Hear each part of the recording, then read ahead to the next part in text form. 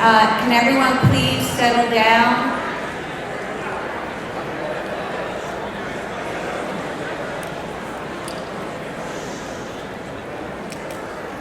Could you take a seat, please, in the back there?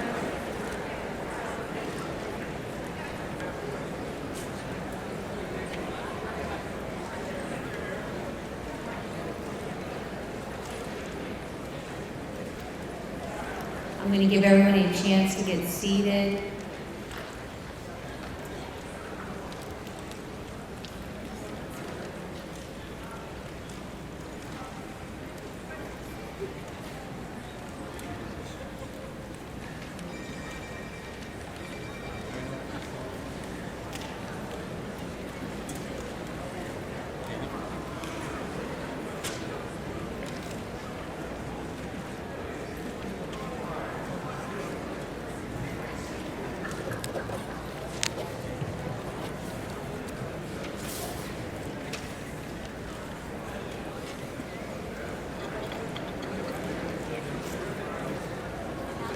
We were so close to quiet. In the back, can you please take a seat? Do we have a lot of people? Okay. Okay, so that's it.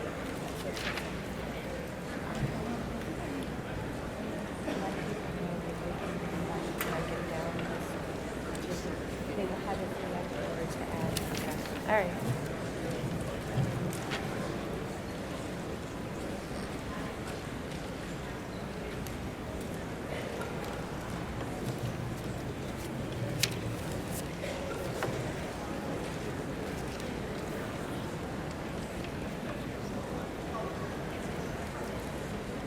All right, well, thank you. Good evening. This public hearing is being held for the pending Cafra individual permit and freshwater wetlands general permit application submitted by GDMS Holdings LLC for a proposed residential and commercial development located at the existing Eagle Ridge Golf Course in Lakewood Township, Ocean County. My name is Ginger Kopkash. I'm an assistant commissioner with the Land Use Management Program at New Jersey Department of Environmental Protection. I am the hearing officer today. This evening we are providing an opportunity for public comment on the Cafra individual permit and freshwater wetlands general permit 6 applications. NJDEP file number 1504-00005.3 CAF 17001 and FWW 17001 submitted to the Division of Land Use Regulation for authorization to construct 936 residential housing units consisting of 390 duplexes and 52 triplexes, 936 basement apartments, community centers, a retail facility with 243 parking spaces, a clubhouse, and associated amenities at the Eagle Ridge Golf Course in Lakewood Township, Ocean County. Under the pending freshwater wetlands general permit 6 application, the applicant proposes the filling of 14,941 square feet or 0.34 acres of freshwater wetlands for the construction of the development described above. Our role here today is to conduct this hearing to obtain supplemental information from the public on this permit application. As such, no decision has yet been made regarding this permit application. If you wish to speak, you must indicate so on the sign-in sheets placed at the registration desk in the lobby. Now I will discuss the procedural aspects of this hearing. The purpose of this hearing is to gather public comment from anyone who wishes to speak. Any action taken by any person that prevents the public from commenting is unacceptable and will not be tolerated. Anyone who violates the following rules of conduct may be removed from the hearing. There can be no signs mounted on sticks or otherwise attached to an object are allowed within the auditorium. No food or drink is allowed within the auditorium. Please remain seated until called forward to provide comment. No interrupting when somebody is speaking. No unruly, disrespectful behaviors such as yelling, chanting, applauding, use of foul language will be permitted. Testimony will be limited to 3 minutes per speaker, and if time permits, I will allow people who have something more to say to come back up again. Please note that this hearing is neither an adversarial proceeding nor a contested case hearing. Persons who speak will not be sworn in as witnesses, and cross-examination will not be permitted. People will be called to comment generally in the order in which they registered. However, it's the department's practice to allow public officials to speak first. Any public official who has registered to speak and wishes to speak at a specific time, please so advise us. The department will not be responding to questions today. The legal and technical complexity of the issues raised and our need to allow time to all who wish to comment make it impractical to answer questions in this forum. However, the DP staff will be listening closely to your comments and will consider all comments and questions in its review of the transcripts of this hearing. Where your concerns or comments are not clear to us, we may ask for clarification so that we can best consider your comments as we review this application. We appreciate you taking the time to come here today. Please focus your comments on this project as only relevant comments will be considered in our review process. In order to ensure everyone who wants to speak is given the opportunity, we ask the speakers to limit their presentations to 3 minutes. You will see a timer at the front of the room that resembles a traffic light. The green light will be activated when each person begins speaking. The yellow light will indicate approximately 1 minute remaining. When the light changes to red, please conclude your remarks. Should anyone have insufficient time to address issues, or should anyone think of additional issues after the close of this hearing, you may submit your comments in writing by May 24th, 2017. The DEP mailing address and other relevant contact information and important information about this hearing is listed on the hearing fact sheet available at the registration desk in the lobby. Speakers who have prepared written comments are asked to leave a copy in one of the baskets labeled public comments on either side of the stage. Anyone who wants to speak should have indicated so on the sign-in sheet. Sign-in sheets are placed at the registration desk. All speakers, please note when your name is called, come forward, state your name, and spell it for the benefit of the stenographer. In addition, state your affiliation, that is, you're a resident, a mayor, so on. We are ready to begin this hearing. First, any public official may speak, then we will begin to receive comments from the public. And please excuse me if I mispronounce your name, I apologize in advance. Dave Roberts.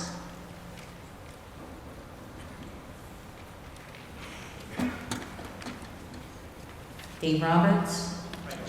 Oh, sorry. Good evening.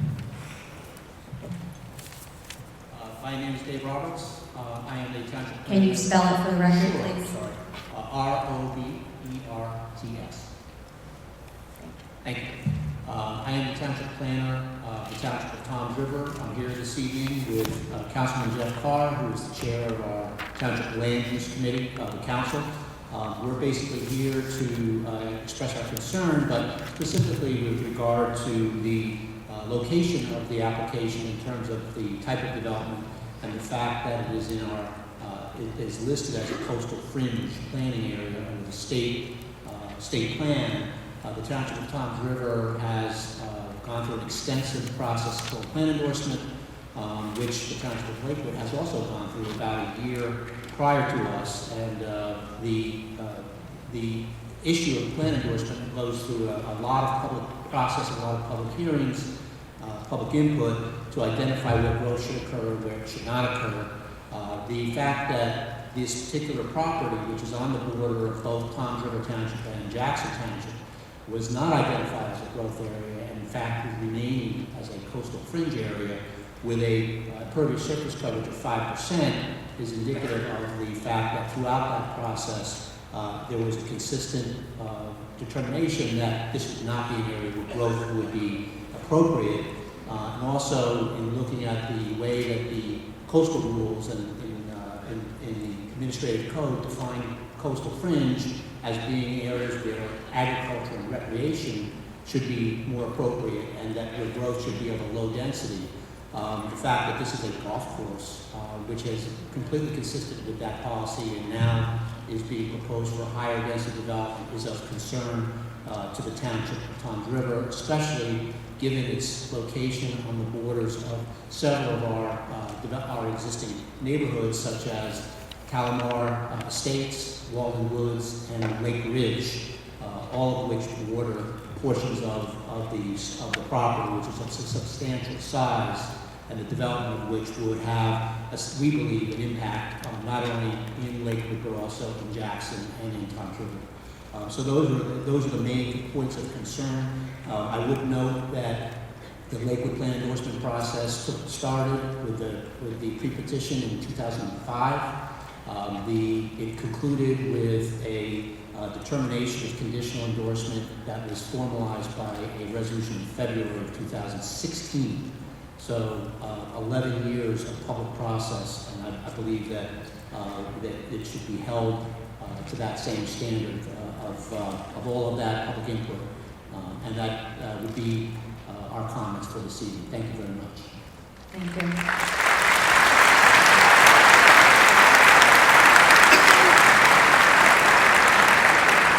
Frederick Carroll.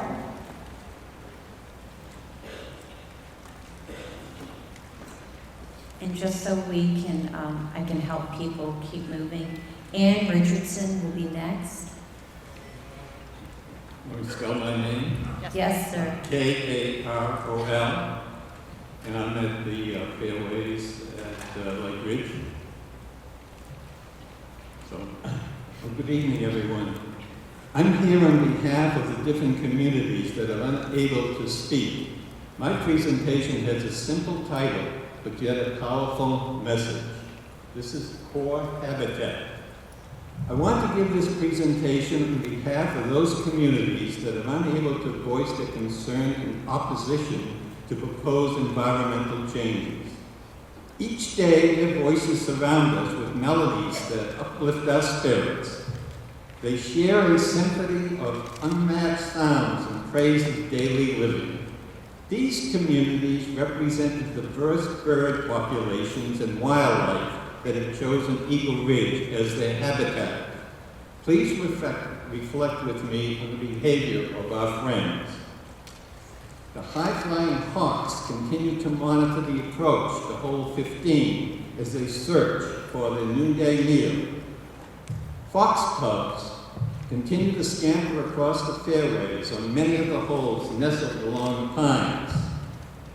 The deep guttural croak of the resident frog by the pond on hole 12 reminds us he has already staked his claim to this location. Mallards may be seen beside the pond on hole 5 as they prepare to make their daily march to neighboring homes. Where does our inventory reside that identifies the multitude of species that share our golf course? Each day they give us pleasure, song, and respite. They demand so little in return. Will their only reward be do not enter signs stating premises are no longer available? Eagle Ridge, assisted by the New Jersey Audubon Society, entered many years ago in a partnership with the U.S. Fish and Wildlife Service to partake in a habitat restoration project on our course. Since 2010, over 500 different species of birds, including bald eagle, eastern meadowlark, purple martin, and blue grosbeak, have been observed on the property, as well as numerous reptile, amphibian, and mammal species. Eagle Ridge represents a large tract of open space that is considered the core habitat area of the Lakewood community. Critical foraging and nesting habitats are available on the course to a variety of migratory birds. Golfers continue to come forward to say they've never seen so much wildlife here at Eagle Ridge compared to other courses. Dennis Parker, former course superintendent, offered some relevant comments. You may have noticed that there are some new bird houses on the course. And I see from the light here that I probably can't can How much longer do you have? Oh, I just have about a minute and a half, something like that. Is that all right? Go for it. Okay. You may have noticed that there are some new birdhouses on the course. I'm happy to report that Eagle Ridge has been very successful in attracting eastern bluebirds to our course. I've never seen so many in one place. The new houses have been put up to help accommodate some of the species that have made Eagle Ridge home this year, while not crowding out the bluebird out. Also on the course, along with the large number of newly hatched mallards in the ponds, we have at last unofficial count as many as 9 fox cubs. With any proposed construction, even the birds and wildlife will be smart enough to leave Lakewood.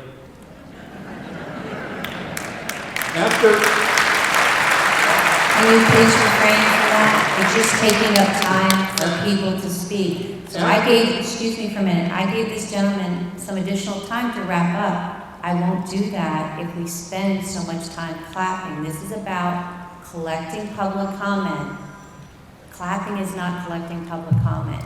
Maybe we can wait to the end to applaud everyone who got up in front and spoke, okay? Just be a moment.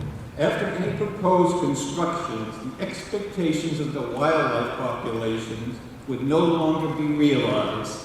Amphibians and reptiles will encounter a not welcome poster sign. We've recently changed the designation of the pit between holes 3 and 4 from a lateral hazard to environmental out of bounds. This was done to prevent damage to the plants growing on the banks of the pit. And I thank you very much for the extra time, and thank you. Sir, you want to leave your written comments in the basket? No, put it together before you leave it. Okay, thank you. Ann Richardson. And then the next speaker is Robert Miller. And once again, if we take up time applauding, that means less time for public comment.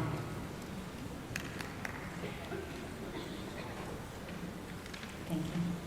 Spell your name for the record. Ann Richardson.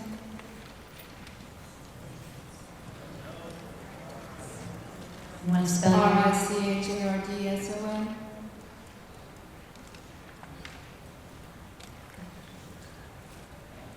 I'm from the area of Jackson Township.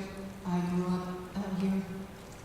Time and time again, I've watched everything being torn down, streams covered and filled in. Water's a way of life for both humans and animals.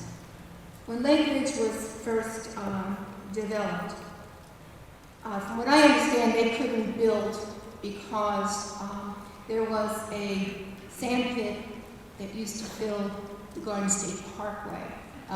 They were under construction. It was originally a landfill. Then Lake Ridge came in and wanted to develop.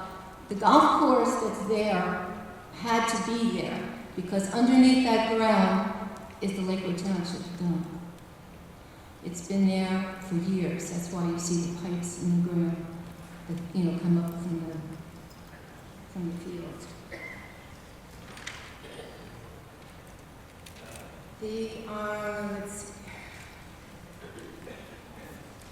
I guess that's about all. I just, I can't, it's gotten to a point where you live here, you love it here, and yet they come in, they destroy everything, they want to own streams. I've seen it near my home, they've torn out all the trees, even if there's water under the ground, they just don't care anymore. And DEP really needs to look into a lot of these that are being applied for and come out and see for themselves what is out here on a lot of different locations. Thank you. Thank you. Robert Miller.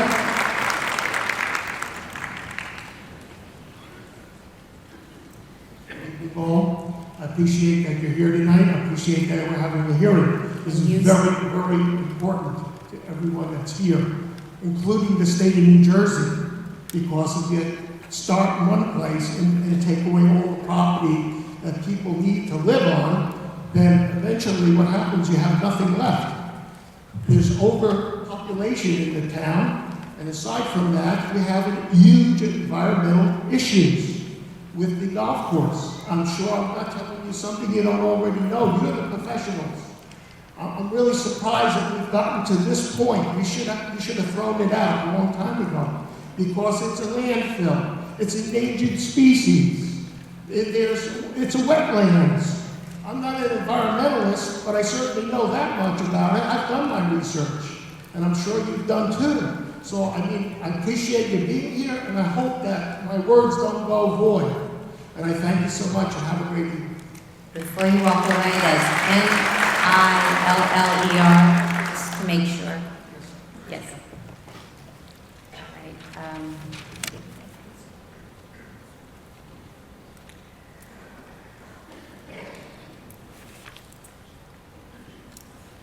Toley, I can't read the first name. T-O-W-L-I? Okay.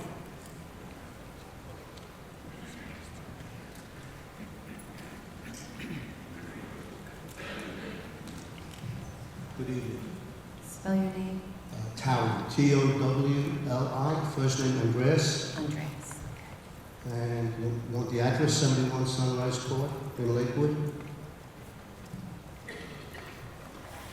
Thank you. Thank you. I'm here tonight because I have concerns as well as everybody else here, not only about the environment, about loss of birds or snakes and trees, but the quality of life for us. If you look around, we're all retired, hard workers, grandmas, grandpas, we enjoy Lakewood. Many of committees and/or clubs in the Lake Ridge and also in other fairways and other adult communities, we're concerned with our neighborhood. We have a men's club, we have a women's club, we have a Hebrew club, an Amici club, and what they do is they raise funds. They have food drives, coat drives. We recently raised money for a dog for the wounded warriors. So, we're caring people. And it's not as if we're trying to keep anybody out, but to allow this to happen, it's going to be a travesty. Most people here, they moved in because Lakewood, Toms River, Jackson. I have my children living in Jackson Township. We moved in here for a clean environment.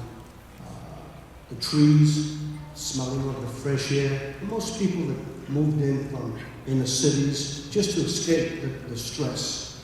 But what's happening, if you allow this thing to happen, you're talking about, I don't know, maybe about 3,000 people living in a golf course that was built for a golf course. It's going to add to the pollution, stop and go traffic on Route 9, on Cross Street. You just can't move. Unfortunately, the cesspool politicians we have in Lakewood, they don't care. They just want to keep building and building and high density. And I wish, and I really... Excuse me. You're taking up his That's time. okay. I'm just about finished, Linda. I appreciate you taking the time to listen to our concerns. And again, we moved to Lakewood because we enjoy the lifestyle. And this is changing right now. And if you allow this building to proceed on the golf course of all places, I'm sorry. Thank you very much.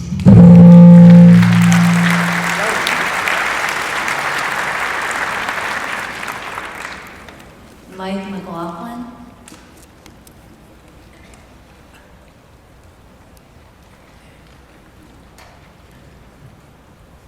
Evening. In mid-March of this year... Can you spell your name? Yes, I'm sorry. McLaughlin, MC, capital L-A-U-G-H-L-I-N. First name Mike. In March of this year, a letter was sent from the Assistant Director, Division of Land Use Regulations, to the applicant. This letter went on to detail issues and concerns regarding the application as it was submitted. The letter stated that the department had conducted a preliminary analysis to the permit application and determined that the project is not designed in accordance with the coastal zone management rules. The following concerns were identified in this letter. Questions with the utility provider's capacity to provide water and sewer service to the development. The property was previously part of a larger development known as the Fairways. The entire development site must be considered in the impervious and vegetative cover calculations. The applicant has not demonstrated that removing the conservation restriction from the preservation area is in the public interest. Based on the information provided by the division's reviewing biologist, the site has endangered or threatened wildlife, and the rule NJAC 7.7936, there can be no adverse impact on these species or existing habitat. It appears that the submitted traffic impact study does not account for the total number of proposed units. An off-site parcel is proposed to be utilized for the vegetative cover requirements and needs to be included as part of the site when computing the required impervious cover and vegetative cover calculations. The construction of the development will impact areas that meet the definition of steep slopes. Some of the slopes, which are associated with the wetlands, threatened and endangered species habitat and forested areas. The submitted compliance statement has not sufficiently addressed the avoidance and elimination of development on these areas. Additional information is required to document the construction of sewer main extensions along Cross Street. Also, the following issues were identified by the division's engineer for compliance with New Jersey stormwater management practices. In accordance with the stormwater management rules, if the design does not meet the requirements of the NJPMP manual, the design will need to be reviewed and approved by the department's Division of Water Quality. It is determined that the permeability rate and elevation of seasonal high water table was not calculated and should be measured at this location. My question here is, have these concerns been addressed? Has the applicant answered?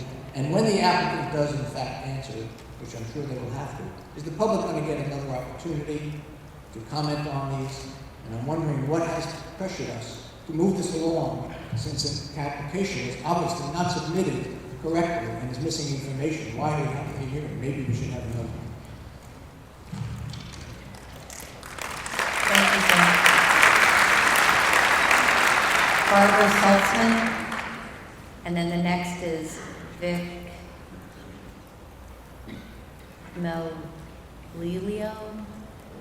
Melillo. Okay, sorry. I apologize. Good evening, ladies and gentlemen. My name is Barbara Saltzman, S-A-L-T-Z-M-A-N. My husband and I are residents of the Fairways, residing at 18 Schoolhouse Lane. We moved here from Bergen County 17 years ago to enjoy our retirement years in this lovely community. Our home is our most valuable possession, and it is one that we will spend our remaining years in. We chose this community for the peace and tranquility it had to offer. Our plea is not to allow the building of 1,800 homes, 936 with basement apartments, to be built on the Eagle Ridge Golf Course. This would cause such high-density housing that will eliminate deed-restricted tree-safe areas, destroy acres of open space, and create housing where an old landfill exists that currently has pipes in it. And what about the volume of approximately 2,500 cars entering and exiting on Cross Street? As it is now, the residents cannot use Cross Street during certain hours of the day due to all the schools and buses that are on. You cannot enter or exit from any side roads, for example, Faraday, Newport, Nyman, to name a few. I am concerned that the quality of my life and the value of my home will be diminished significantly if this project is allowed to go forward. The impact of the proposed development of over 1,800 homes, along with retail space, with over 2,500 cars or more, will have a horrific impact on the traffic in this area, notwithstanding the environment and pollution. We respectfully request that you do not subject us and our community to more needless construction in the southwest section of Lakewood, Maine, Eagle Ridge Golf Course. Thank you. Next is Jan Rush. Rick Malillo, M-E-L-I-L-L-O from the Fairways. Since we only have 3 minutes, I'd just like to say hundreds of trees were already cut down this year on fairways number 17 and 19, and also on the 5th fairway. And what they're doing is they're cutting these trees down and they're grinding the stubs down to make it look like it's chopped wood there. Another thing, I got to talk fast. On the 5th hole, I saw a picture of houses being built over that lake that's there now. There's 3 lakes on the 27 holes of golf. 8 of those holes cover the 3 lakes. Now, we have migrating birds that come every year, and even though we don't like them, the geese and all, they make a mess, but they do migrate to these lakes there. Now, a lot's been said about the density of the golf course and the amount of people coming in here. What I don't see is how is it possible to put houses on a golf course that has a high water table? Right now, today, from 4 days ago, the rain that we had, right now you have sand traps that are here and waste areas that are filled with water. They're not drained. The golf course, I got to talk fast, the golf course closes you using a golf cart on the fairways whenever there's a rain the day before or a heavy rain, because they do not want the golf carts getting stuck in the mud and ripping up the fairways there. Now, I don't know if you know about it, but 10 years ago, the fairways were so bad that and the lakes rose so high that there were fish in the fairways. They closed the golf course down on a couple of holes. We had to use ball retrievers in the fairways to get our balls home. Now, I know what I'm talking about because I played over 200 rounds of golf a year for the past 17 years, and I live on the golf course, and I've been a member there.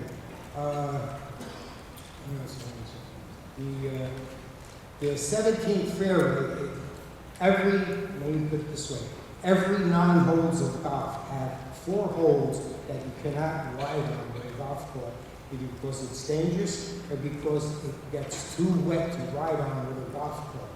Especially number 17, which is near the railroad tracks, that's been closed forever. Because even with a light rain, you're walking in mud over here. How can that support a house? And you have other golf holes that are similar to that on the golf course, especially number 12. I don't know if you know about it, but they dug trenches on number 12, similar to a French drains that you put in your house. And they ran for over a few hundred yards in each direction.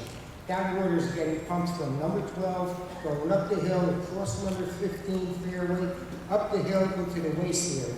When it gets up into the waste area, the water, when it finally trickles down, goes on the left-hand side of number 24. When it comes out, you have an oil sheen that comes out and goes into the woods. And that's what. Also between number 3 and number 4, there's a highly sensitive area there that you couldn't even walk in. And that area now was, well, it was about 200 feet by 400 foot in length that you couldn't walk in because it was an environmentally sensitive area. Right now, the stakes used to be up on top. Now they moved the stakes all the way down where it's about 50 foot across there. Only because the bottom of that hole is about 50 feet down from where the waste is, where the landfill is. Sorry. That area now is only about a couple of 100 yards away from where the landfill is. So if you want to take a look at that, and if you want to take me with you, because I know almost every inch of that golf course, because I know 4 more times than I like to tell you about, and I did get down to a 7 handicap, so I know what I'm talking about. And I don't know where they took the samples of dirt that they're saying they took, the core samples, but I hope it was at Eagle Ridge and not at Woodway Country Club. But I'm willing to go with you and tell you where to take those samples from. So thank you, and I'm sorry for running late. Jane Rush, K-R-U-S-C-H.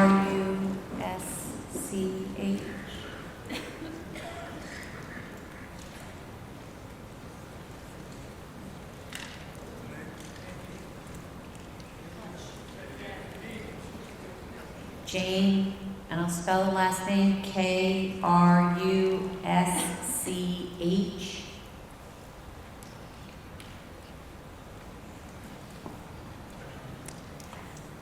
All right, we can go back to that at the end.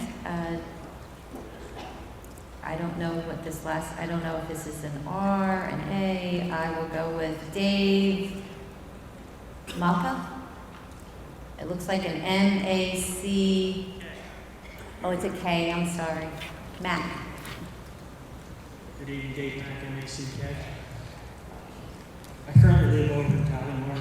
I was one of the original owners. I currently back right up to the golf course. I get to go out and have my coffee every day. I have forest preservation on my property that I own, I insure, I pay taxes on, but can't lift a leaf off of. So I'm not sure how any bit of this application is anything good for the public. That's number one.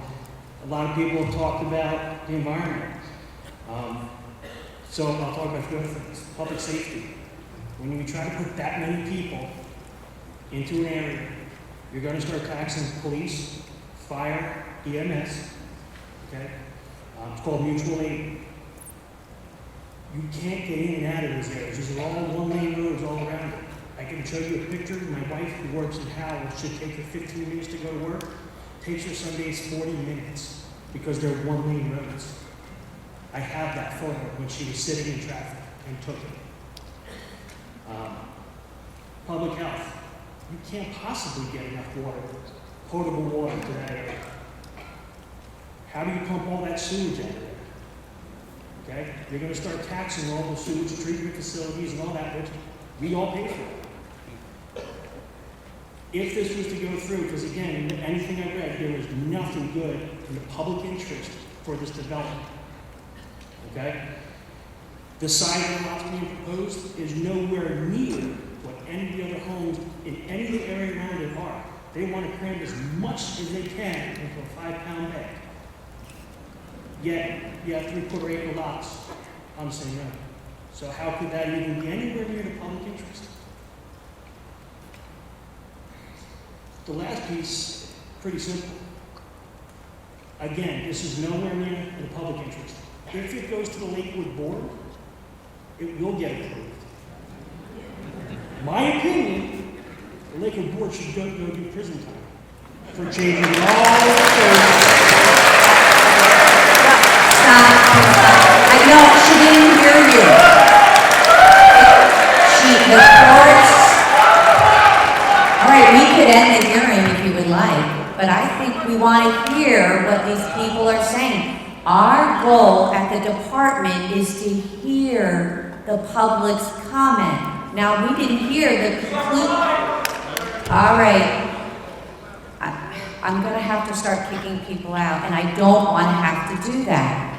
The goal is to gather the public's comment on this application. We did not hear this gentleman's concluding remarks. So please, stay quiet so we can listen. Can you finish up? What I said was, in my opinion, once this goes to Lakewood Board, if it was to be approved, it will get approved because they will just change ordinances to fit what they need. And lastly, they should go to prison for abusing their powers and doing everything they've done with everything they do. Please, we need the state to step in and find what they're doing. Thank you. Thank you. All right. Ron Payne. And then the next name is Jim Campbell. P-A-Y-N-E. Ron, P-A-Y-N-E.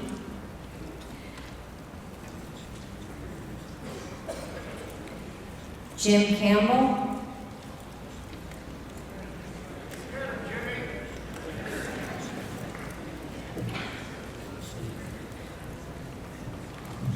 Jim Campbell, C-A-M-P, P-D-E-L-L, I guess. Before my time starts, though, could I ask if State Senator Singer is here? I understand he wanted to talk first and in opposition. If somebody notices when he comes in, he should be the next speaker. Yeah, if Senator Singer comes in, our protocol is to let him come up forward first, so he is not signed in. Okay, thank you.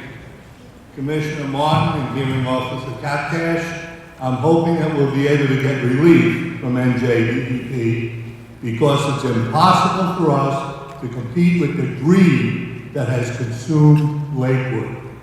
It seems that developers and the Lakewood boards feel like the very last tree in Lakewood is up for sale. Now to the problems with the application.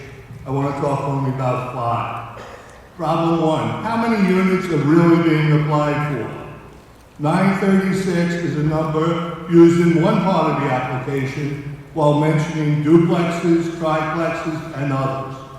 Do we double or triple the number of units? What about the basement apartments? Do we quadruple that number? Why is that number not clear? We need to know how many people, how many apartments, how many cars, etc. Problem 2. Removing 41 acres of forested land is in the developer's interest, not the public interest. The public loves open space, green space. Hopefully the DEP values open green space as much as we do. Problem 3. Are the red-headed woodpecker and the northern long-eared bat no longer threatened? I believe they are. 4. What about our freshwater wetlands? The wetlands at Eagle Ridge Golf Course is a watershed for the Winding River, for Tom's River, for Barnegat Bay. How can we destroy or limit the amount of fresh water going downstream? And I want to remind you, water goes downstream, above and below the ground. Problem 5. This application raises more questions than it answers. Is there sufficient infrastructure? Power, water, sewerage? We certainly know there aren't suitable roads which can handle any more traffic. Can emergency vehicles navigate that proposed maze if you've seen it? In closing, I hope you'll take these questions and comments to heart, and I really hope you have a background in the physical sciences. Thank you. Stephen Paradis.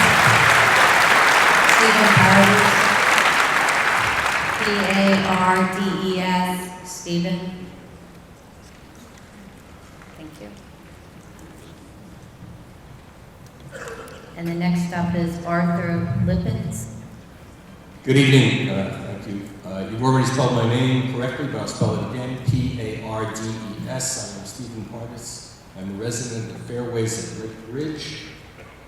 I'm sure that I don't need to tell you that the Department of Environmental Protection's mission is to protect protect the environment for everybody. You've said that the purpose of tonight's hearing is to obtain information.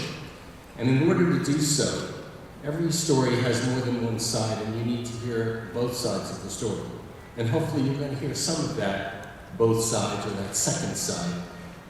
In September of 2016, according to the environmental impact statement, the applicant had a pre-application conference with the Department of Environmental Protection. So obviously they had a sufficient opportunity to get their forces together, to marshal their materials, to present you with a variety of studies, traffic study, environmental impact statement. The environmental impact statement alone is 35 pages long. By comparison, those who are opposed to this application, or who at least question it, have only had since the public notice in January to marshal their forces and get their information together. The information that you need has to be comprehensive and it has to be accurate. In order to do so, sufficient time has to be allotted for those who question the application to provide the kind of information that the Department of Environmental Protection needs. Yet, it seems that this application has been processed in a manner that shows undue haste. Now, I understand and I recognize that the Department of Environmental Protection has certain time limits within which it must work. However, exceptions can be made. And I question why this hearing was set up tonight when, as you heard from a previous speaker, there are numerous issues that needed to be addressed by the applicant as to deficiencies in their application.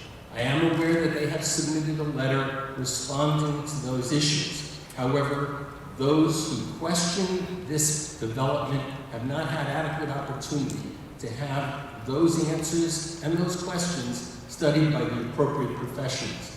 The Fairways has hired an environmental expert and an attorney to represent us, to provide that information. We will provide written statements within 15 days from the date of this hearing. However, I would suggest that even that 15 days is a rather niggardly amount of time within which to provide the information that allows you to make an informed decision. I can only speak in generalities. I'm not an expert. I can repeat some of what other people have said regarding the loss of trees, the drainage, the traffic, the question about the sufficiency of utilities, the question about the sufficiency of drainage. And as I said before, we've hired experts that can supplement that information, but they're given very, very little time to do so. There must be a level playing field between developers and the public. And I would suggest to you that there is no level playing field here based on the way the Department of Environmental Protection has handled the process of this application. It would appear to me that there is influence being exercised from above to force this application through and force an approval. More than anything else, as you've heard, I think with those other individual aspects of this application that call the whole project into question, is the loss of the largest remaining open land in this township. And I would suggest to you that the DEP should walk the entire golf course and see what we are on the verge of losing should you give this project your approval. But in lieu of your walking that, and certainly to supplement the record, I have two photos. One that shows you the golf course as you look from the back of homes that front on that golf course, and the other is a picture looking from the golf course back to those homes. And I would like to submit those for your consideration, and I thank you for your time. Thank you.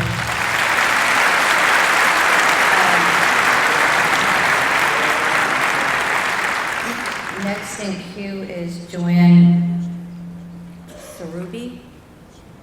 It was Arthur Lippens. I was Steve Partis. I'm Arthur Lippens. Oh, are you calling her? Yeah, you're sorry. ready. I get confused.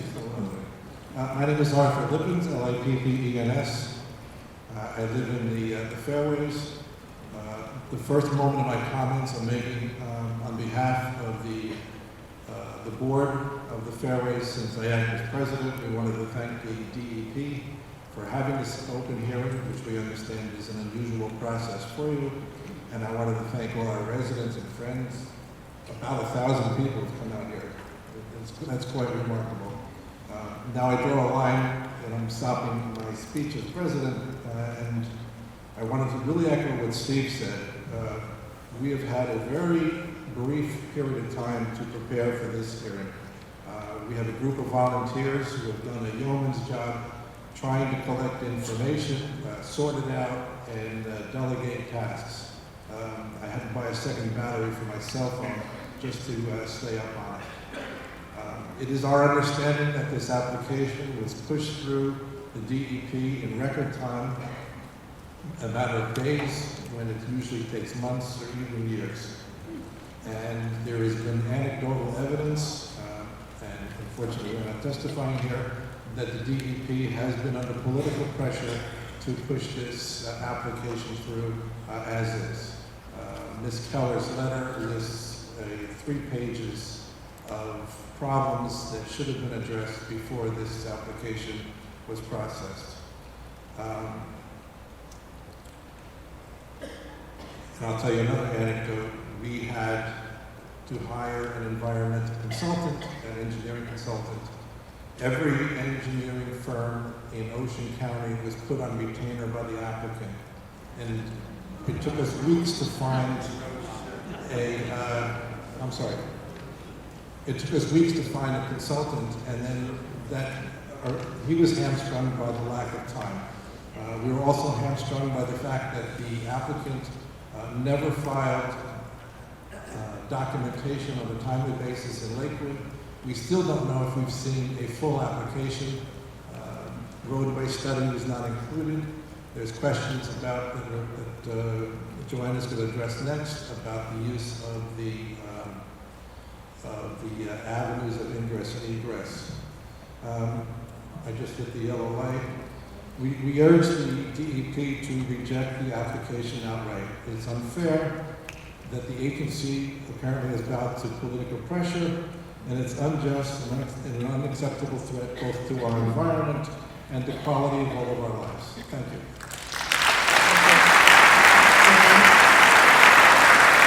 Next up is, last name I think is McCarthy. Hello, my name is Joanne Sarubi. I'm a resident at the Fairways, and for the record, I am an attorney at law in New Jersey. I do not represent the Fairways. I'm speaking as a resident only. I have Spell your last name, please. Excuse me? Spell your last name, please. Sure, I'm sorry. S-A-R-U-B-B-I. I'd like to address 2 particular issues with respect to this application. The first one really is access. When you look at the plans that were submitted by the applicant, there are 2 areas of access to the entire site that's being proposed. One is what I would call a true access, which has only a 2-lane road off of Cross Street into the project. The second one is an unapproved access, and what I mean by that is it's actually not even owned by the developer. The property is owned by the community in which I bought into 3 years ago. That is Augusta Boulevard. Augusta Boulevard is a 2-lane road which currently services our development of 1,200 homes. That development, that is our rear access out of our development to Cross Street.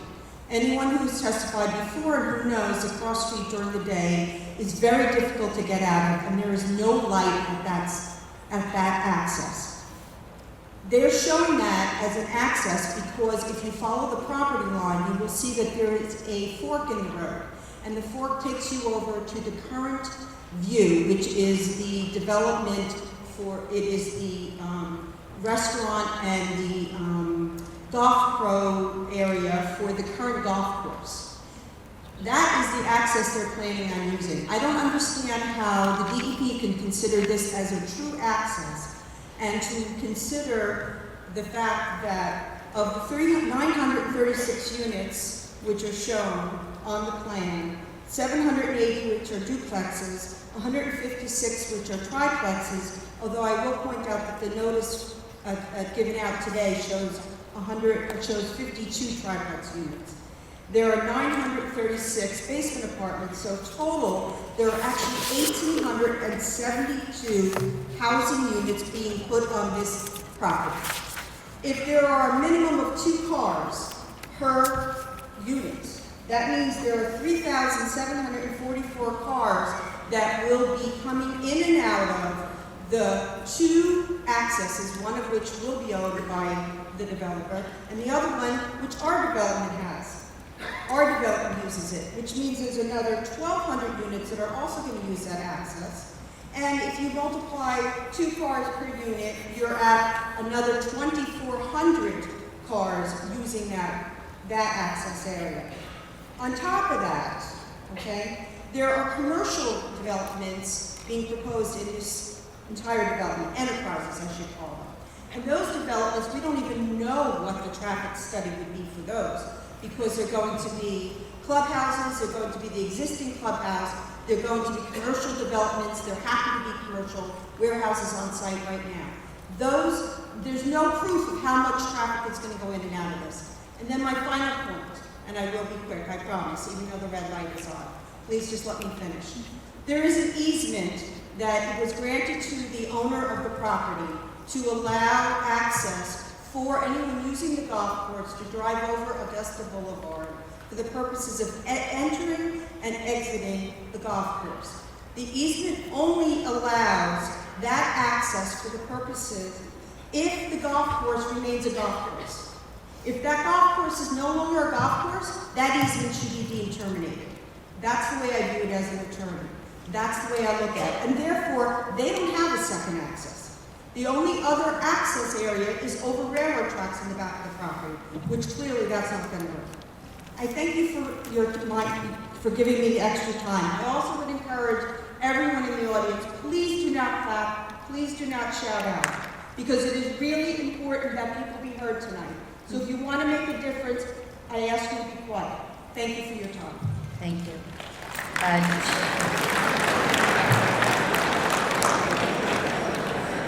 Jean McCarthy. Next up is Marion Hardes.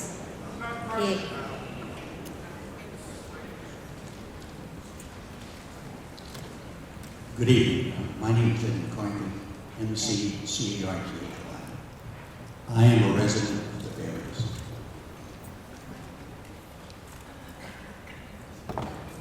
The mission statement, as you already know, in the department, indicates that its primary focus is to preserve the environment, as has already been stated by others. I may go over some stuff, frankly, that has already been said.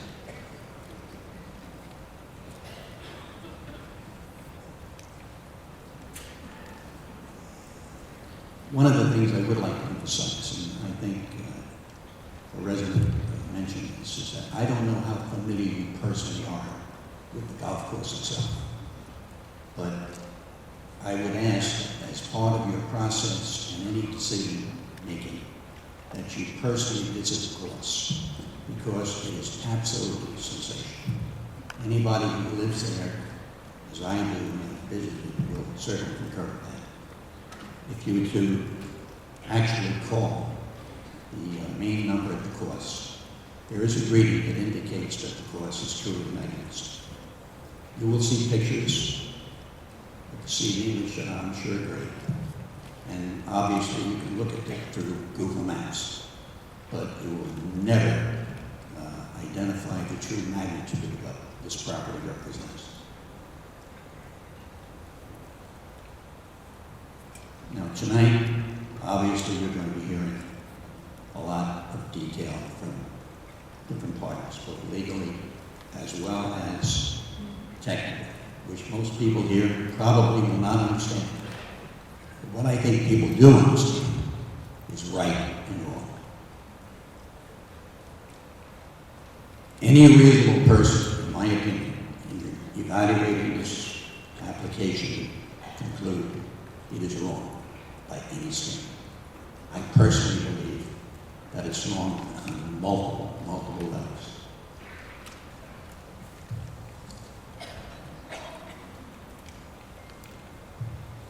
you have a unique opportunity to preserve what is considered an environmental treasure for years to come for other people to enjoy. And as part of your responsibilities and stewardship, I think it's in the best interest of the public and all concerned that this application be considered wrong at multiple levels because it is flawed, and that as part of your responsibilities and stewardship to do the right thing and reject this application and save Eagle Ridge for generations to come. Thank you very much. Thank you. PAR, So you spelled it right the first time with my husband. P-A-R-D-E-S. I'm going to get my comments very, very brief because, as you can see, I don't have much of a voice. I just wanted to say I was actually brought up in Lakewood. I lived here when a country place was a cranberry farm. We were devastated when that open space was developed. And over the years, one by one, like a horrible game of dominoes, we've lost our open space. So now we have the last man standing is our golf course. It is important for every resident of this town, as well as the adjoining towns. Now I'm a senior here, but it is not only to the seniors and for the seniors' use that I speak for this land. It is for all the children that are growing up in this town and anybody else who moves here. We need a place that reflects some peace, that allows our other creatures to live. We are humans who must have homes, but we also must protect all of our resources. So I ask the Department of Environmental Protection to please protect our environment. Thank you very much. thank you. Bill Hopday, and then I'm going to spell what I think is the next one, which is Ken, I think it's A-U-R-N. Okay, so Bill Hopday. Yes. Bill Hobday, H-O-B-D-A-Y. 18-year resident of the Fairways of Lake Ridge, the town of Lakewood. Lakewood's population is blown out of proportion in the last 8 years from about 45,000 people to well over 100,000. During that time, Lakewood Township has 11 parks, of which only one of them is built in the last 5 years. Another one was refurbished about 8 years ago, but there hasn't been one park or open space added to Lakewood. When I think of about a 60,000 increase in residents over 8 years, what are people to do? Where is the open space? Where is the green? Where can people go to for recreation? When we purchased our home, it was couched as a golf club community. That was very attractive to us. But our builder built 1,124 homes and then sold the golf course. Now, does he have the right to sell it if he wants? Yes. But the new person that bought it immediately filed for a Cafra application to turn that open space into residential housing. We know that the first 18 holes of the golf course was built over sand and gravel pit. They're still venting it. We know the last 9 was acquired is over a landfill. It's my understanding you can't put residential housing on a former landfill site. Lakewood has become so intense in high density that people begin to really consider, do I really have to go out? Maybe I should just stay here because it's so dangerous to drive on the roadways. They're so congested. In our golden years, that's not what we anticipated. We anticipated the quality of life and maintaining the value of our homes. All of that is absolutely in danger now. This is one thing that our investment is a major investment of our life. By undoing that, it puts us all at jeopardy. The loss of value in our homes, the loss of quality of life, and the loss of that very beautiful open space that we call Ridge Golf Course today. Thank you very much. Thank you. Next, after Lisa is Al Longo. Go ahead. My name is Ken. Last name is Warren. I've been a resident of the Fairways for Can you spell that for the record, sir? Aurin. I've been a member of the Fairways and a resident there for almost 3 years. And what I have seen through my visits to the Lakewood facilities and how they conduct business and how they allocate permits on building is atrocious. Absolutely ridiculous. There's not another city in the state of New Jersey that does what they do.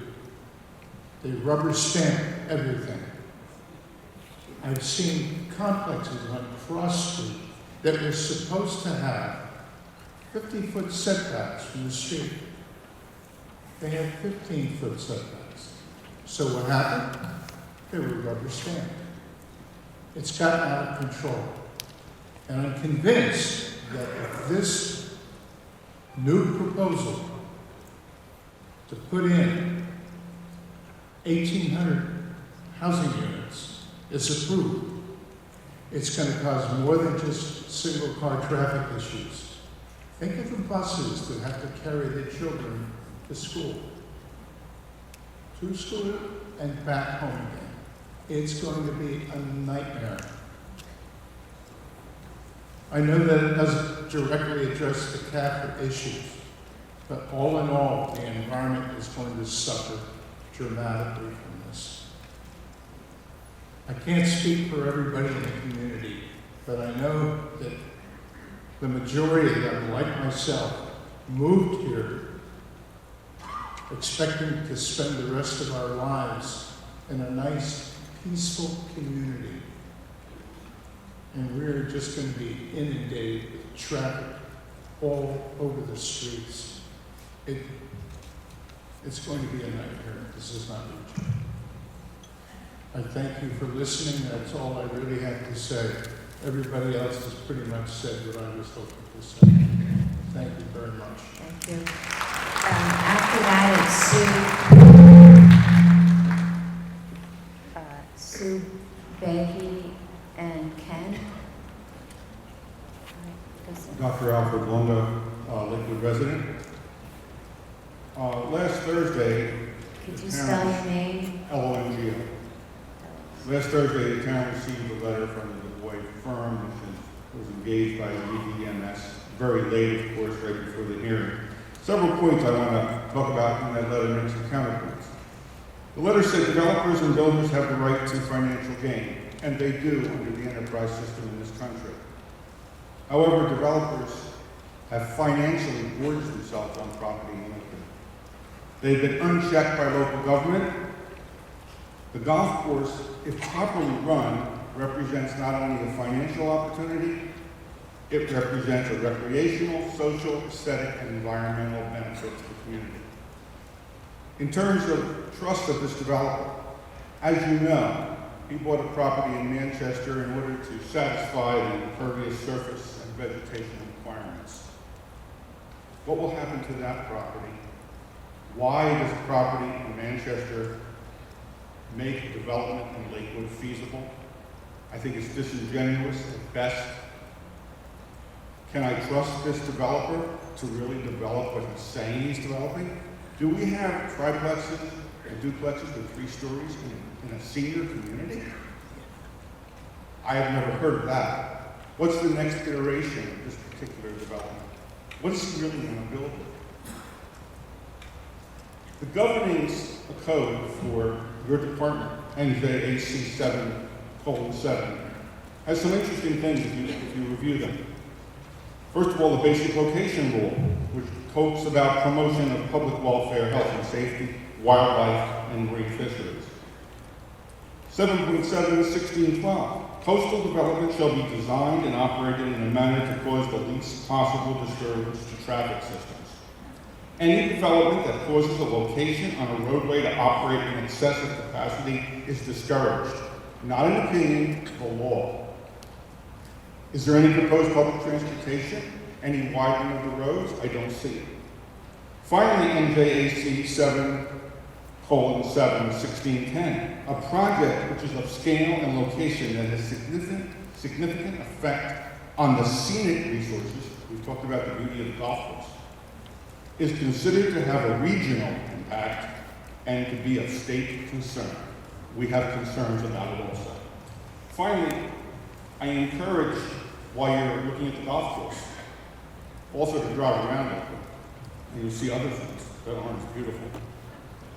But don't judge this application as of May 2017. What about the future? Growth is continually unchecked in Lakewood. The demographers have said that in the next 12 to 13 years, it will probably be the 3rd largest city in New Jersey. It is now 3rd in the issuance of building permits. And if you hold down to single family and duplexes, it's number 1. Examine the plans of the zoning board, planning board, and how they disregard smart growth and public safety before you make your decision. Finally, I'm going to quote from your website on land use. Tourism, mostly tied to shore communities, is a $38 billion per year industry in New Jersey.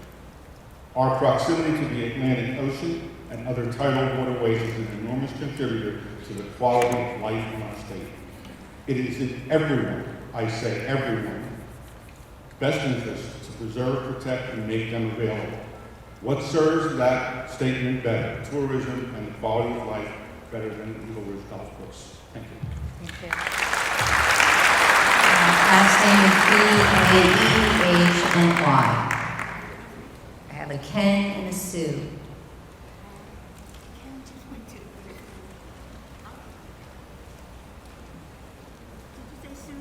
Yes, sir. Yes, ma'am.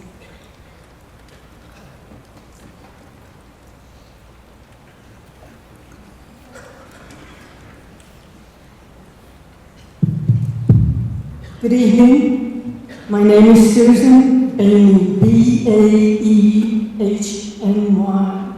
I live at 167 Skyline at the Fairways. Everyone here was wonderful what they said, and I'm glad of the great turnout. Ken and I lived in Lakewood 55 years, not counting our high school time, and we've seen many changes. Nice that the old ugly homes have been changed and replaced into big, beautiful homes. But why do you want to turn something beautiful into a nightmare? Our town is so congested that we cannot digest what is here now. It's very constipated. We moved to the Fairways from Spruce Street for peace and security, and our backyard faces a beautiful golf course that makes every day feels like you're in heaven. And entering the Fairways is like heaven. 2 miles out of the Fairways, you're in hell. Builders come in and line their pockets and leave us with many resources problems. Everyone here said tonight what they are. Plus, we need probably more police protection, school buses, and so on. So I say that the planning board has got to learn to say no and digest what we have now. Thank you. Thank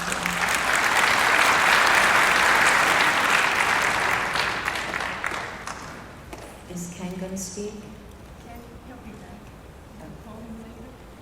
Bob Levine, and then Michelle Donato. Did I call you early?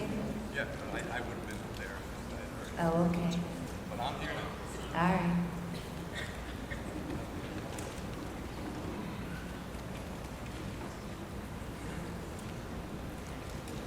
Can I please defer to the stormwater engineer, Jeffrey Gall from Princeton Hydro? Are you Michelle Donato? Yes, I am. Okay, Jeff Gall. Am I up? Yeah, you're up, sir. Just spell your name for the record, please. Levine, L-E-V-I-N-E. And first, like everybody else, I want to thank you very, very much for arranging this hearing, and you frustrated Lakewood residents truly appreciate this opportunity to be heard. And I'm a firm believer in short and sweet being far more meaningful than long and sometimes repetitive rhetoric. So I'll try to be just that short to the point. Have you guys seen, I had some signs made, I'll held them up, if you guys haven't let it show. Hopefully you've seen them, hopefully they're meaningful, we think they're meaningful, and hopefully it'll make some impact, give some impact to you guys. Okay, there was an excellent letter in Sunday's Asbury Park Press written by a Lakewood resident, Frederick Carroll. As a matter of fact, I think he spoke earlier today. He pleaded for a holding of the mindless array of housing configured into duplexes and triplexes, which is choking our once beautiful town of Lakewood. So, short and sweet, I am asking you folks on the dais, please say no to the building of these duplex and triplex homes on Eden Ridge Golf Course. You folks have the ability to be the initial catalyst which will stop the out-of-control building and out-of-control traffic problems. It's unique, it's up to you, we're counting on you. And as Mr. Carroll stated, please help us save Lakewood from itself. Thank you.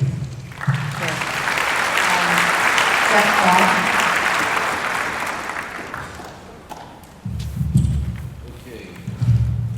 My name is Jeffrey Gall. It's my first name is spelled G-E-O-F-F-R-E-Y. Last name is Gall, G-O-L-L. I'm the president of a consulting firm called Princeton Hydro.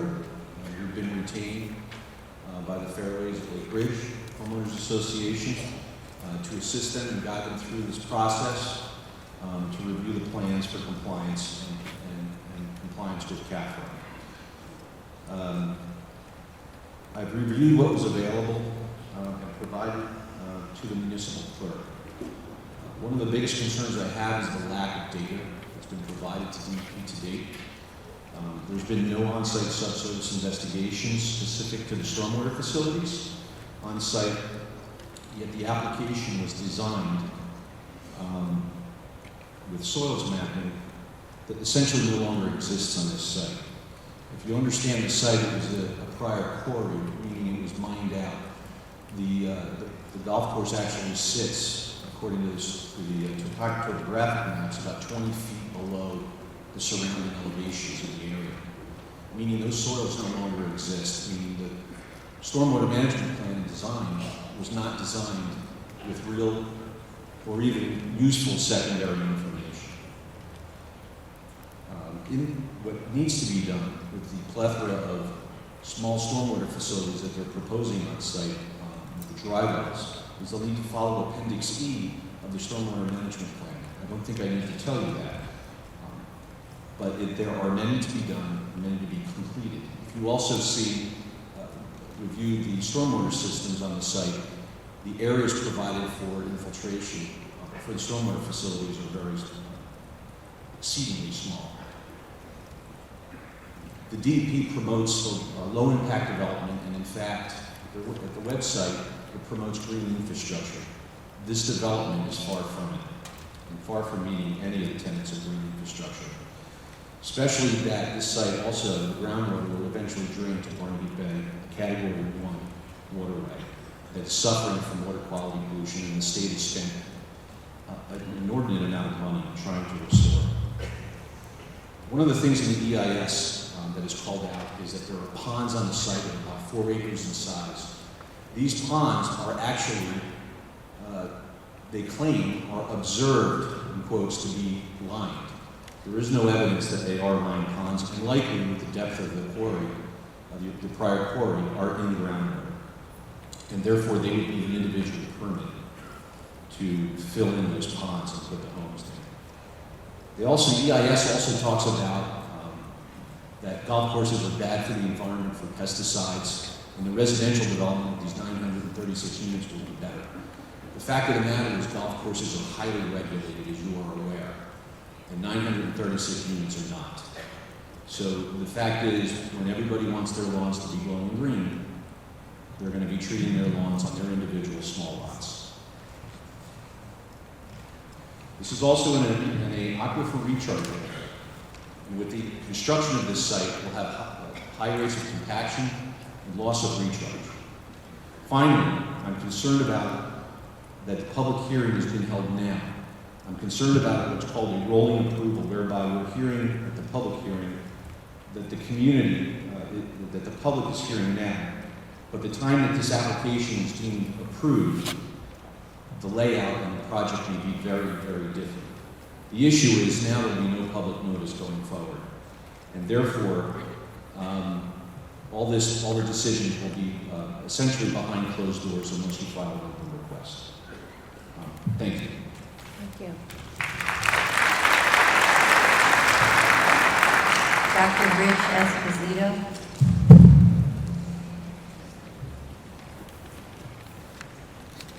Next is Susan Myers.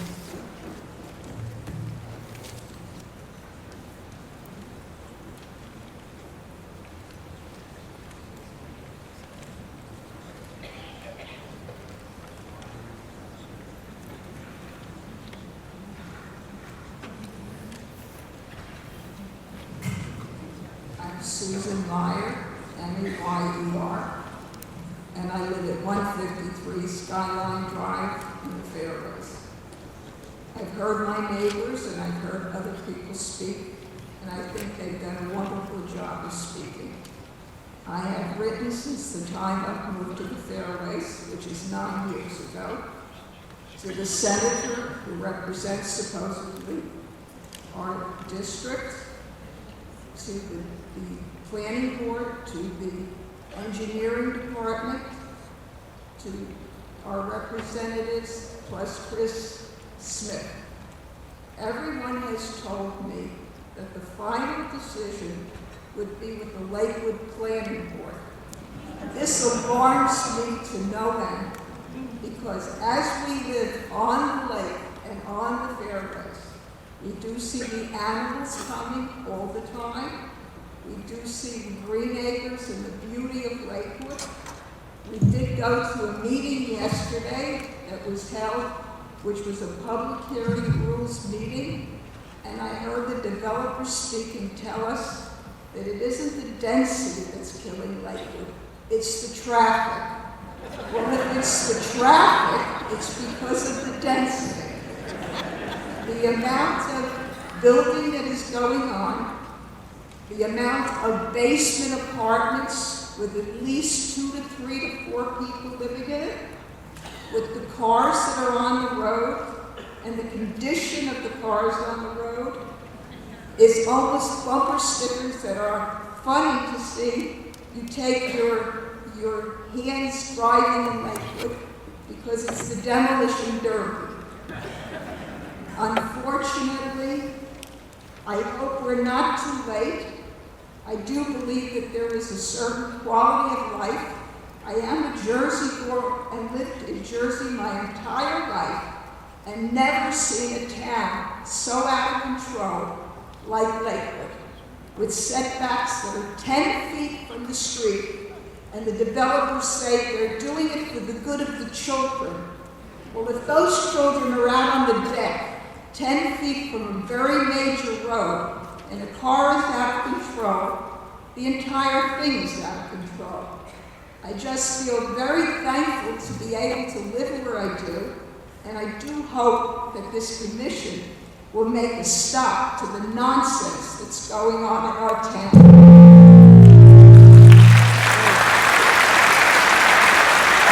Dr. Ridge Esposito. Dr. Esposito. And then I'm going to try to spell this Ruben, B-A-N-M, G-O-S-T-A, something. If your name's Ruben, come forward.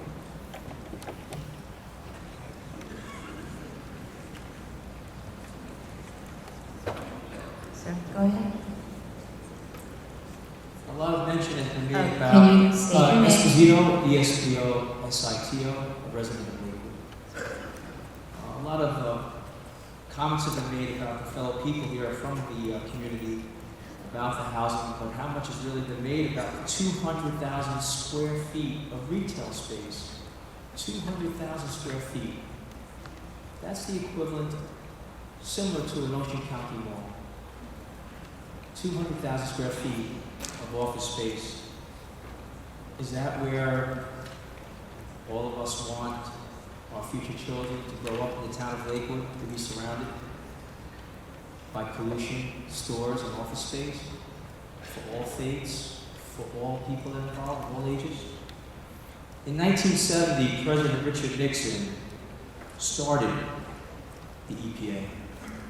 And in that, in 1998, the Smart Growth Program of the EPA encouraged development strategies that protect not only the environment, but that of human health. This agency, hopefully now, will give all Americans and all the people of Lakewood a fair chance to live in harmony with nature.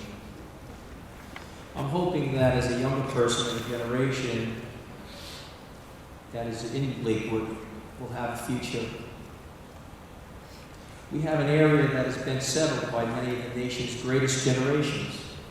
All these people here seated before you, people in their 60s, their 70s, their 80s, their 90s, even a few over the age of 100. These greatest generation people are former veterans, are former soldiers of World War II, Korea, Vietnam, and other battles. They paid for this land with their hard-earned money and their sacrifice, some even with their lives, their families. Many here have relatives at home that can't be here because they're ill, with oxygen tanks, because of the environmental problems that they've had in other locations. They came to the Fairways for a chance to live better. Now in their later years, many of these people, the greatest generation, are being forced into a battle once again. To fight a different fight, that for their quality of life.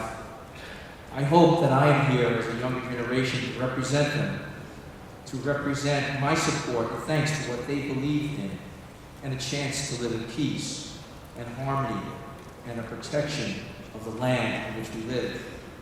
So as the greatest generation moves on in life, don't let them fight another battle. Rather, let's stop the battle. Let's turn the plows of this company that wants to knock everything down. Let's take their plows and change it instead for protection, in which President Nixon envisioned with the formation of your agency. There is so much of the land in the town of Lakewood that can be rebuilt, other areas of housing that can be rezoned, in which other people won't be affected. So hopefully they get the human health and the respect that they deserve. Thank you.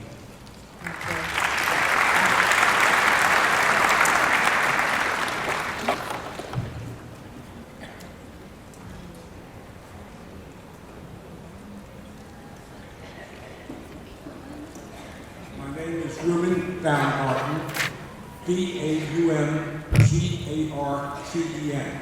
I'm a resident of the Fairways. My concern is that part of the golf course was originally under a landfill. Does anybody know what was in that landfill? What was it filled with? Industrial waste? 50-gallon drums? Because I am concerned that toxic materials and hazardous materials can get to the surface. Has anybody done any soil samples? When? What time? Has it been done over numerous years? Has it been done the entire length of the golf course? It has to be done not just at the surface of the soil, at various levels under the soil. Because if this is not done, some of these materials can surface years later.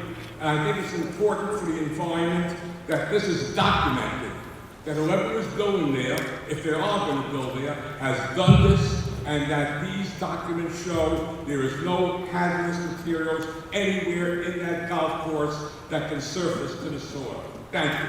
Thank you. Janet Wiley and then Sylvia Andrea after that.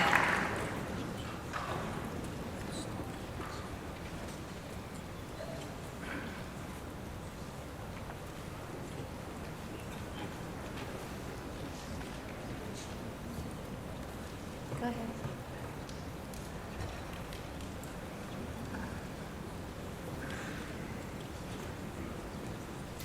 Spell your name. Sylvia D'Andrea, D-A-N-D-R-E-A.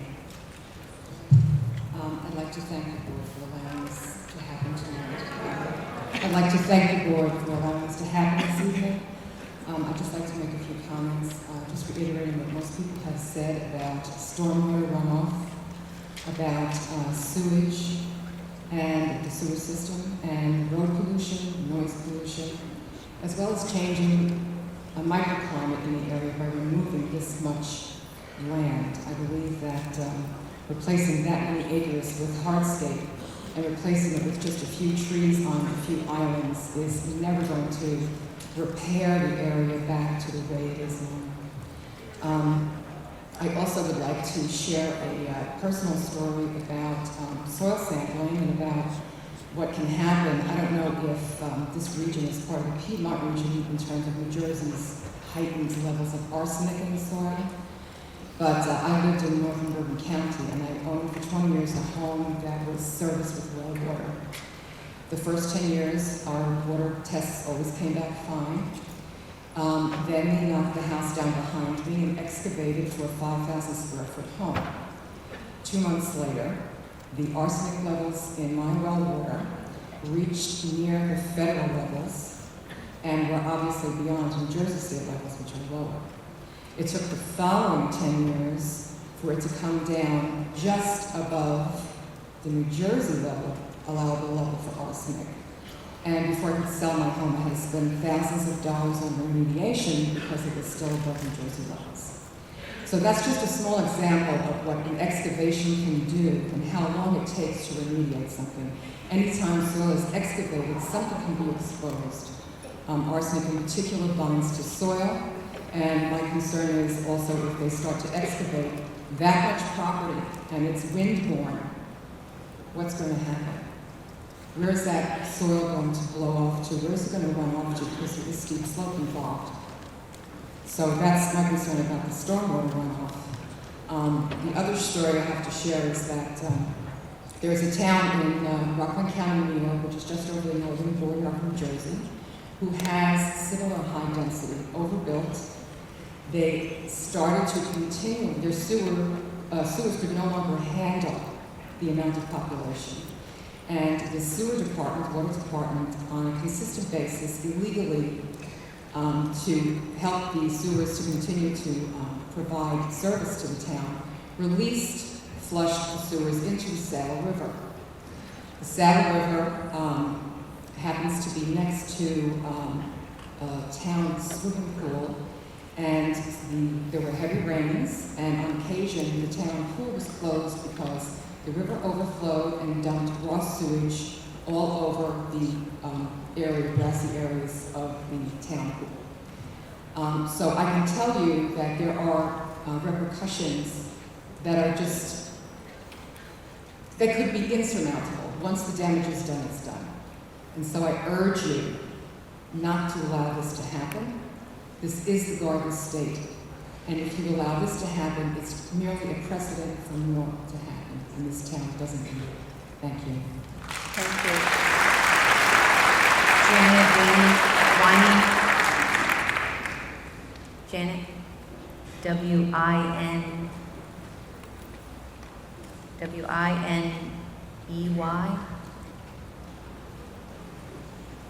And then after that, Britta Wenzel.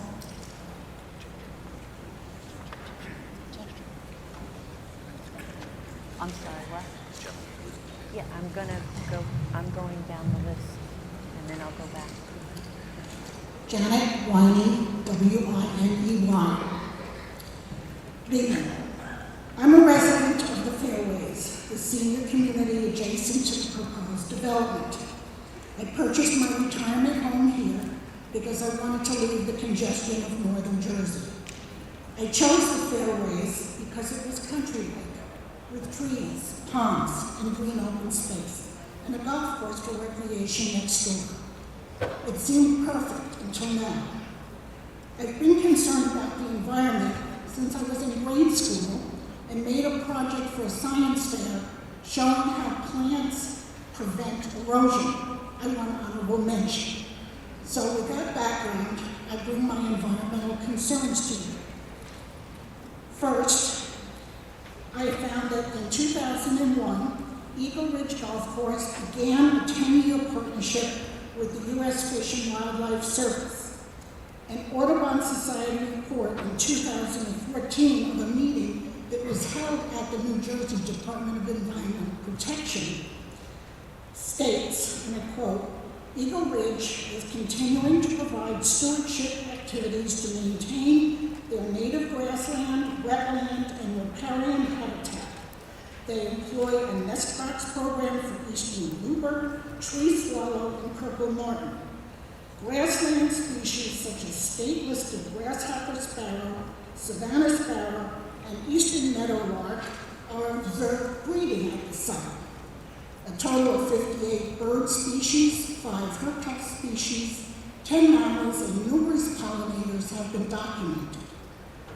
So my question is, if this area was protected in 2011, and it was a 10-year partnership, should it continue to be protected?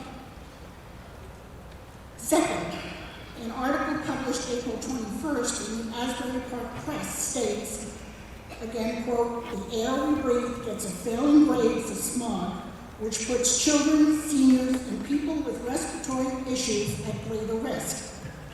There were 77 days that year in which the air quality did not meet acceptable standards. That's more than 2 months of polluted air. The American Lung Association notes that the air quality in Ocean County is unhealthy, primarily due to automotive emissions. As mentioned tonight already, we have several estimates ranging from 2,500 cars up to 3,700 and some odd that will be added to the road that runs immediately adjacent to our development. So that brings the question, what effect will all these additional cars have on the quality of the air that we breathe? Consider the many seniors who already have compromised respiratory systems, and although I'm healthy, I don't want my health jeopardized by worsening air quality due to this poorly conceived development. My comments are simply about the quality of life. My life, the lives of my friends in the community, and the environment around us. I thank you for the opportunity to speak tonight, and I ask you to protect us, the environment, and deny this application. Britta Wenzel and Carol Jameson. Carol Jameson is up next. Good evening, Commissioner Popcash. My name is Britta Wenzel, W-E-N-Z-E-L. I am the Executive Director for a local nonprofit environmental group named Save Barnegat Bay. We are a 46-year-old citizen group, started here outset in 1971 to protect and restore Barnegat Bay. I'm here tonight to let you know that our board of directors and our membership is very opposed to this development and stand in support of the residents here at Fairways and ask you to deny this Cafra permit. In particular, I think of concern is that everyone acknowledged that this is not a NIMBY opposition. We're not in my backyard. It's not that simple. Every drop of rain that lands in Lakewood ends up in Barnegat Bay, for those of you who don't know that. So rightly, I believe the Department of Environmental Protection is holding this hearing to collect public input and have outlined a series of very significant concerns that are of regional interest, not just to the township of Lakewood. In particular, folks have already spoken tonight about the capacity to handle wastewater untreated properly, also drinking water for the folks that would be living at this potential development, stormwater runoff, which is one of the largest impacts to Barnegat Bay, all the runoff from every drop of rain that would hit a roof and hit a driveway and hit a sidewalk and run down to the nearest creeper stream and then essentially to Barnegat Bay. Impacts to groundwater, surface water, downstream. The Brick Township Municipal Utility Authority serves hundreds of thousands of people with their drinking water from the surface water. I noticed that officials are here from Toms River Township. I think parts of this development will run to the Toms River through the Winding River. If you look at the department's most recent 303D water quality list, you'll find that the Toms River is in one of the worst or most degraded conditions of the entire Barnegat Bay watershed. The impacts that this development will have on the regional community are unacceptable. I don't believe that the standards set aside in the code support this type of development. I think you've called that out, and for those reasons you should deny this application. I also know that the filling of wetlands, critical habitat for threatened and endangered species and species of special concern, the tree-saved areas that should be protected, the C1 waters that are all downstream from this development, all are cause for denial of this application. In addition, over the last 8 years, Governor Christie and the Department of Environmental Protection have prioritized Barnegat Bay. A lot of work has gone into protecting and restoring the bay, and I think for that alone, this permit should be rejected. Thank you. Thank you. So next up is Carol Jameson, and then it's Joel Volvix. My name is Carol Jameson, Jameson. I'm a resident of the Fairways. I want to talk to you about what we see now in Lakewood on the roads. The fact is, our infrastructure cannot support what we have now. At times, there is such gridlock on Cross Street that cars cannot move. If there were an accident during those times, or a medical emergency, or a fire, police and emergency people could not get through. That's now. Now consider the future if you were to approve this application. I'm not just speaking on behalf of the senior citizens in my community. I'm speaking also for the many families who might move in the future. The decision you make on this application can have life or death consequences. If you approve it, in the future, people will die. There will be no way for emergency personnel to respond to medical or other emergencies. We are not naive. We know that there is political pressure, most likely being put upon the decision makers in DEP. We ask that you really listen to the pleas of the people who are speaking to you tonight, that you don't just consider this hearing an inconvenience or a nuisance, that you listen to your conscience, and that you protect our environment. Remember that even New York City does not allow developers to develop the land in Central Park.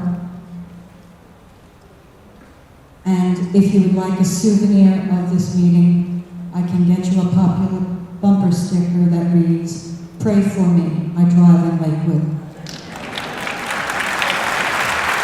Let's spell the last name Strulovics.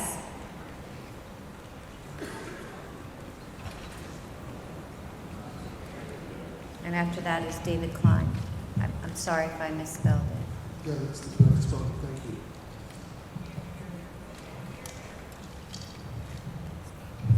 you. Could you just, it's Joel. Joel, Strulovics.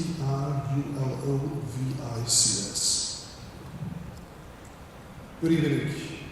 As a long-time resident in Lakewood, New Jersey, Lakewood is a beautiful, vibrant town which has been growing by leaps and bounds over the last 30 years.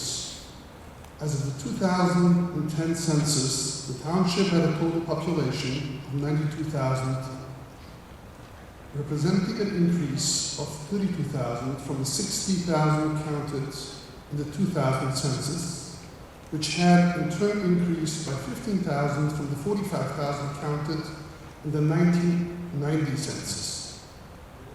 To accommodate the growth, Lakewood needs more housing. The proposed development of Eagle Ridge is an appropriate development as it places a large senior development right next to another senior development in a town that needs more housing. How can it be that we have one objector after another speaking against this project when the most objectors are from a development that are built 6 houses or more per acre? And the current development that we are, Eagle Ridge development, is asking for less than that. I have one answer: NIMBY, not in my backyard. The neighborhood senior communities are suffering from classic NIMBYs. Obviously, anyone would prefer to have a beautiful golf course in the backyard over any form of housing, but Lakewood's population needs more housing than a golf course. I urge the representatives of the state here tonight to see this for what it is. It's not a true concern for the environmental, as we heard of most of the comments tonight. That was about the traffic and about having the golf course next to them. I urge representatives of the states to put the interest of the greater public and the citizens of Lakewood before somewhat selfish cries of "not in my backyard." Excuse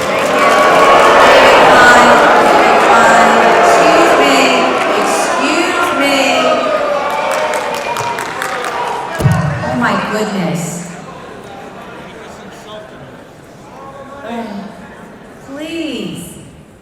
Please, behave yourselves. My goodness. David Klein. And then every person is entitled to come up and speak. Please. All right. Quiet, so that we can hear everyone and record their comment. Thank you, sir. David Klein, K-L-E-I-N. Firstly, I appreciate it that this is democracy at its best. I always appreciate when government officials allow the public and private citizens to voice their opinions.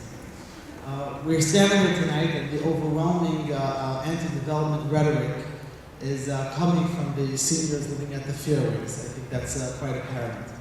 I have 2 points. Firstly, in my opinion, the seniors don't really fully understand or comprehend the overwhelming majority of Lakewood citizens. I'm myself a Lakewood citizen. My daughter, for example, I don't know if they know this, my daughter is in a regular school. She has 11 classes, 30 kids per class. And that's one school in Lakewood. My son has 30 kids in the class, 10 classes. Where is everyone supposed to live? This is a growth-oriented town. Somebody made a comment that Lakewood is going to be the 3rd largest city in New Jersey, and they said that's a bad thing. Growth is unbelievable. There's business opportunities, and in my opinion, the seniors, although I deeply respect them, I myself plan on being a senior one day, but they don't represent the community, the growing family at large. We need businesses, we need a retail center, we need more shopping centers, and more importantly, we need more housing. Do they know that we have one of the largest private universities, Jewish Orthodox universities, that all need housing? There's 8,000 people, and it keeps on growing. They need housing. Do they know that there's people coming from all sections? My wife has a family of 12. We all live here.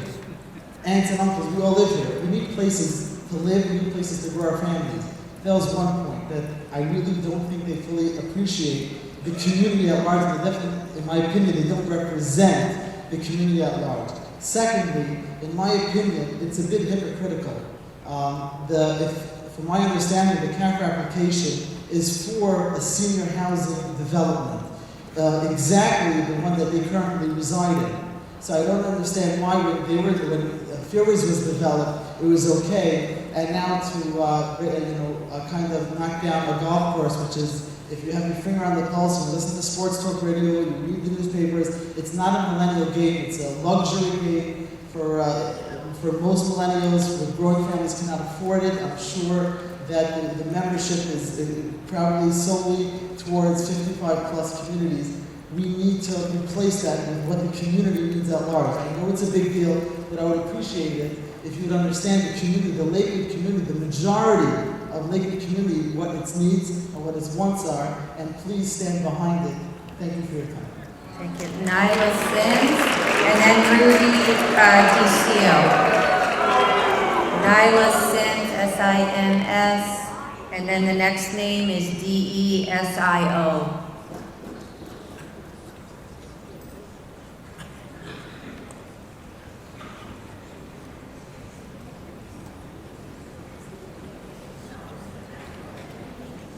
Spell your name? Hi, I'm Neela Sims. I live in Toms River off of Whitesville Road, Route 527, and we would be very, very impacted by this development. I really appreciate all the other comments. I believe it's a property be preserved. The way I'm going to be impacted by a development of this size is already the roads all around us have gotten so congested the last few years because of all the growth in Lakewood. Everybody trying to commute north and south of the state is taking all the side streets, so then we're trapped in our development, not being able to get out. The cars are stacking up, the traffic goes down half a mile. That's air pollution. And if they build a development of this size without the state having money and the counties and the towns to expand all the roads and build roads that can keep on moving, we're just going to be choking ourselves sitting in car exhaust. And that's all I have to say. Toms River. Thank you. D-E-S-I-O. First name, Rudy.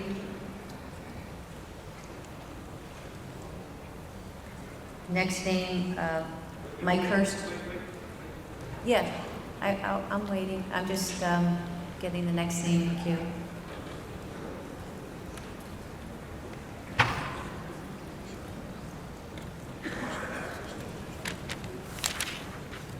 I just want to confirm. Can you spell your name?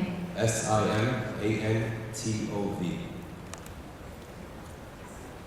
Was that the name you called? What was your name? Lee Simintov.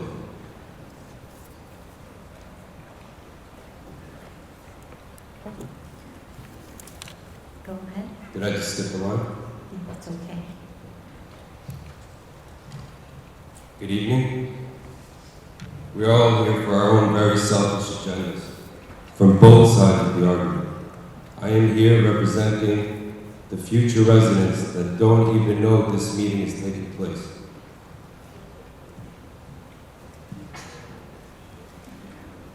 Please keep in mind the houses being built are to accommodate newlyweds and young families that are moving to Lakewood area from larger cities, where real estate prices are unaffordable.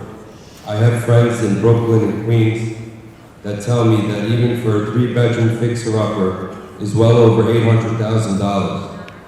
It's the way of life for honest communities to grow and spill over into neighboring communities. The beauty of America is to own a home. If people choose to move away from their immediate families and where they grew up so they can own a home and raise their children there, they have a good reason for it. And they have the right to do so. Who are we to take that away from them for our own selfish reasons?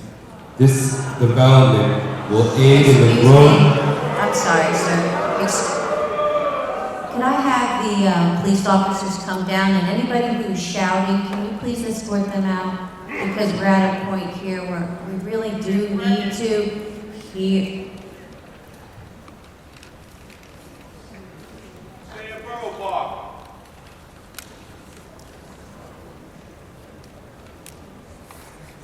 Can we escort the people out of the room who are disrupting individuals trying to provide public comment? Continue, sir. This development will aid in the growth of Jackson, Lakewood, and surrounding towns well into the future. Keep in mind, this is the way of life. Where would the majority of this room be living now if a developer didn't build the Fairways community, however many years ago? Some issues have been brought up in tonight's topic. One of them is traffic. The roadways, traffic and roadways. For this development and the rest of Lakewood and surrounding areas is a topic for another day and must be addressed by the towns, and I'm sure the developer will accommodate in any way possible. It's on the town to see that a plan is put together, and that's for this development or any developments coming in the future. Because one thing was right about what everybody said today, the traffic is getting worse and worse, but there has to be a way to grow. More traffic lights, wider roads, there is space for it. From a construction perspective, building on a landfill can happen from a construction perspective. And from what I know, the houses will not be built on the landfill itself, but in a different section of the property. That's all I have. All right. Rudy, and I'm going to spell the last name, Desio. Are you here? All right. Last name, first name Mark. Last name, I think, is Hurst. That's correct. My name is Mark Hurst. I live at the Fairways, Hurst. I understand that people want to develop in Lakewood, but they also have to understand that while we are not a majority, we are residents of Lakewood, and we have a way of life that we would like to preserve, and it is under attack. As well as the environment. The ramifications of this development go well beyond the borders of Lakewood, and that needs to be addressed and brought out, and I hope to concern the NJDEP. Unbridled greed and incompetent and corrupt government has a long, storied history in America, and we are here to ask for help because it is very clear that the government of Lakewood does not care about us, it does not care about people, it does not care about the environment, it only cares about its greed. And we need your help, and that's why we are here. All right, next name, Schulgassr.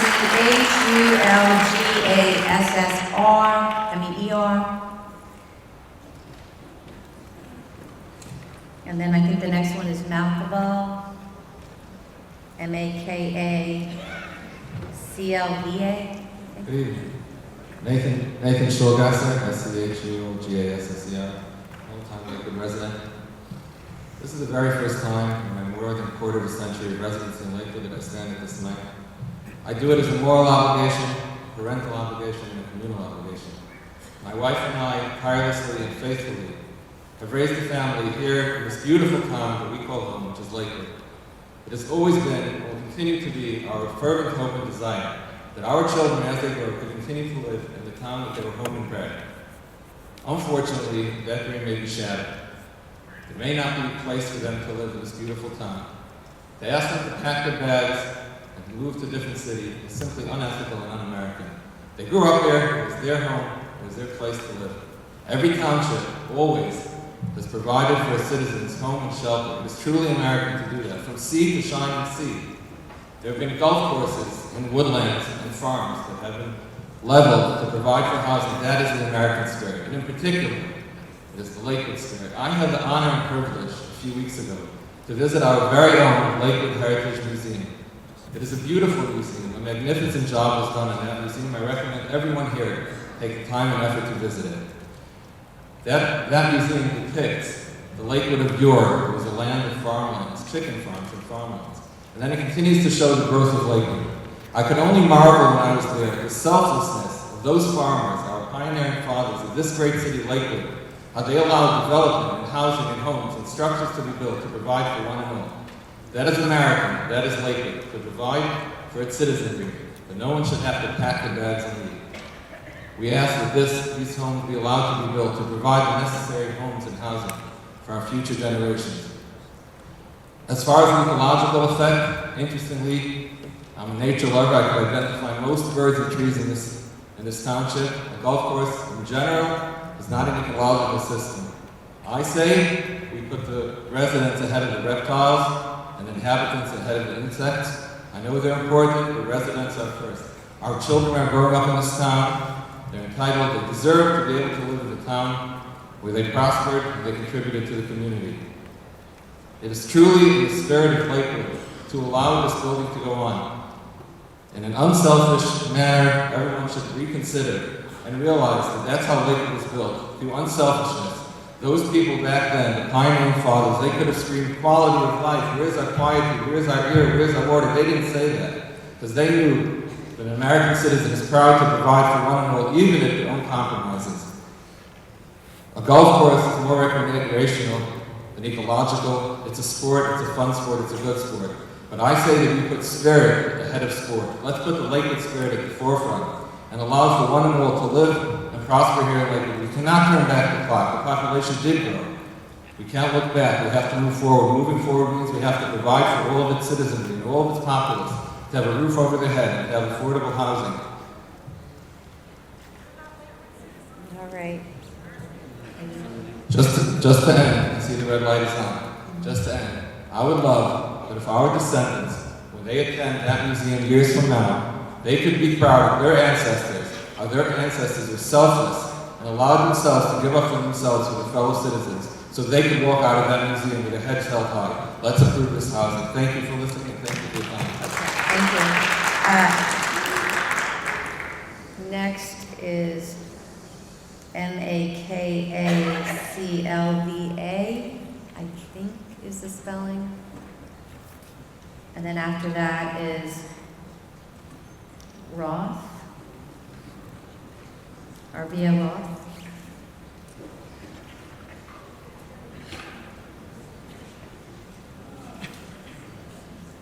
Is anyone coming forward?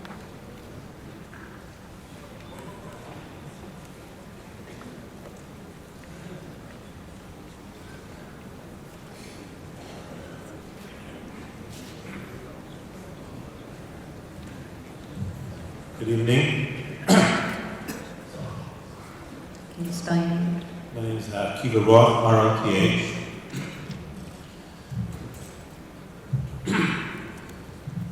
I've lived here in Lakewood more than 20 years. My wife was actually born here in Lakewood more than 40 years ago, when the community was still a little small, and the community has been growing since then. And my daughter now resides in Lakewood, and to us it is very important, as the previous speaker mentioned, that the family continue living in Lakewood, residing here in Lakewood, rather than having to immigrate out of Lakewood. We have a lot of nieces and nephews who also live in Lakewood, and there's the great need to accommodate the growing community over here.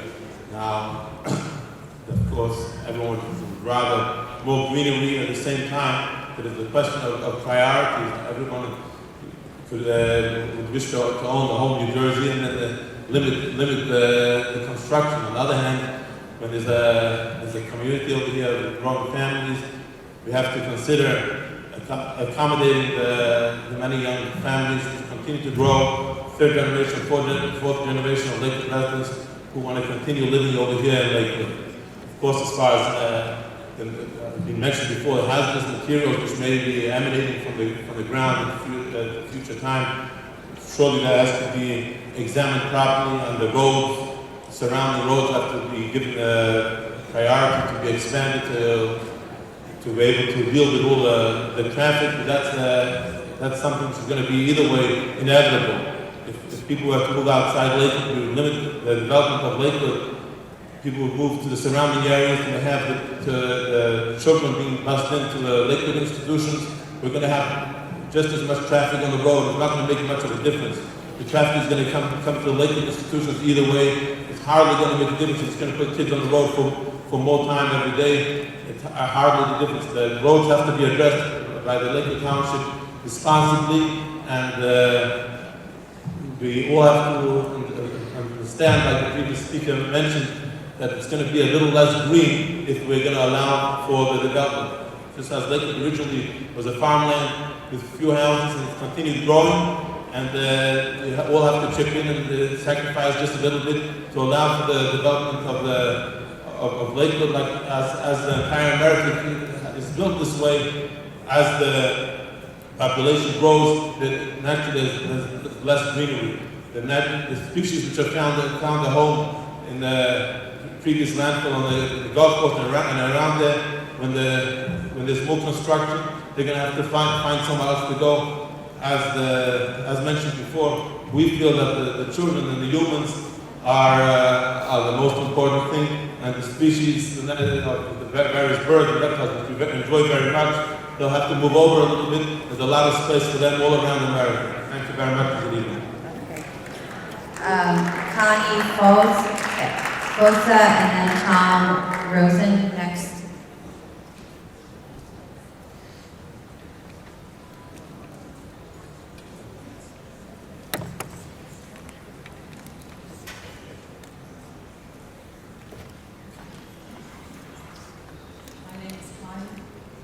Awesome. I live in Lakewood and have lived in Lakewood for 44 years. More recently, I moved to the last 3 years to the Fairways and remained in Lakewood. I am up speaking today because many people that I know in the Lakewood, Jackson, Toms River area said, "Why did you stay in Lakewood?" I stayed in Lakewood because I was happy with my neighbors, and they are from all different walks of life.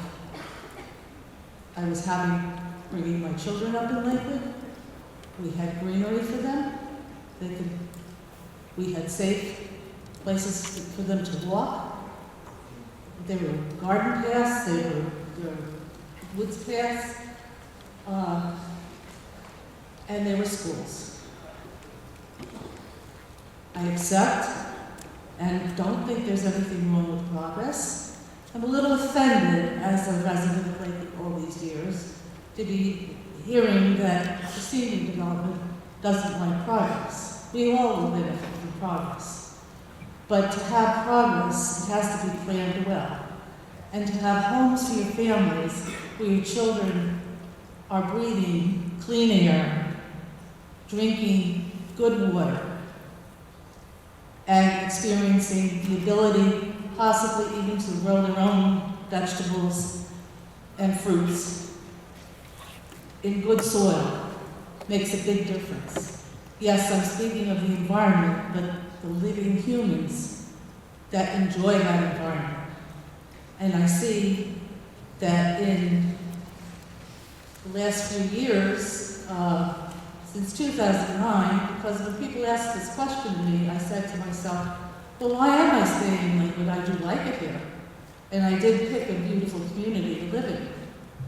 I'm not a golfer, but I do appreciate the greenery. I do appreciate being able to go over there and have dinner at the View and invite my friends to see what a lovely area it is.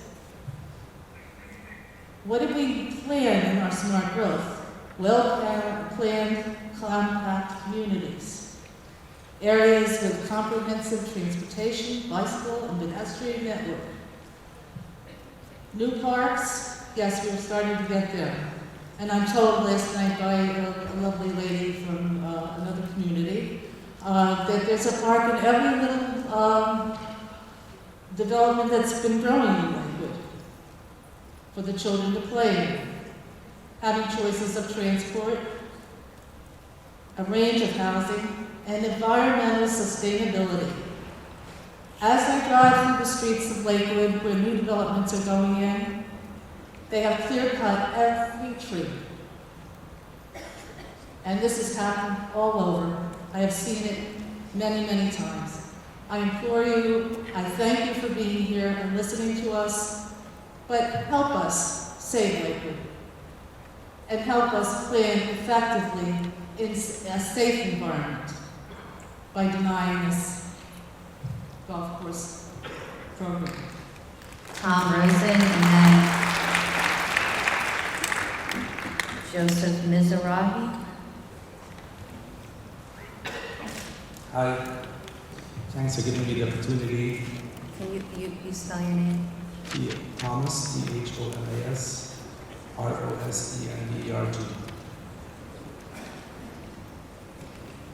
I was just writing a short how they call me. I didn't know that I have to write my phone. That's my name, my nickname. Thanks again. I would just like to make a few small comments. First of all, I appreciate coming over here tonight and listening to the concerns of our special seniors. And I want to tell them that listening to them, I understand them and I feel for them. But at the same time, we gotta be fair. As I usually say, please understand me as much as I understand you.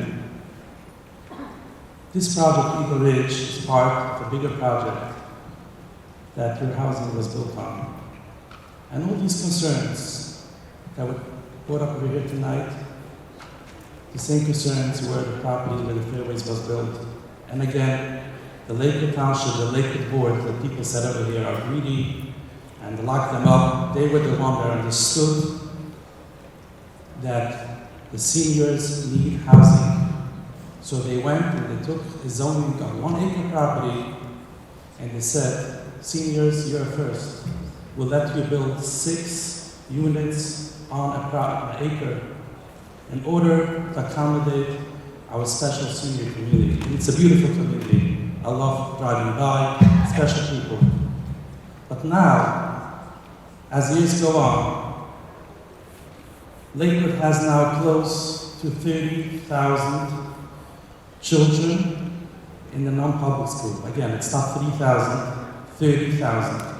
If you take 30,000 kids over the next 15 years, with taking accommodation of who's going to move out of town, we need 20,000 new units. Now, everybody knows, looking in the news, in the papers, they don't want us in Jackson, they don't want us in Howell, and they don't want us in Toms River. I don't want to go into details, but it's very obvious that the rules and regulations are made that people from Lakewood shouldn't move into that areas.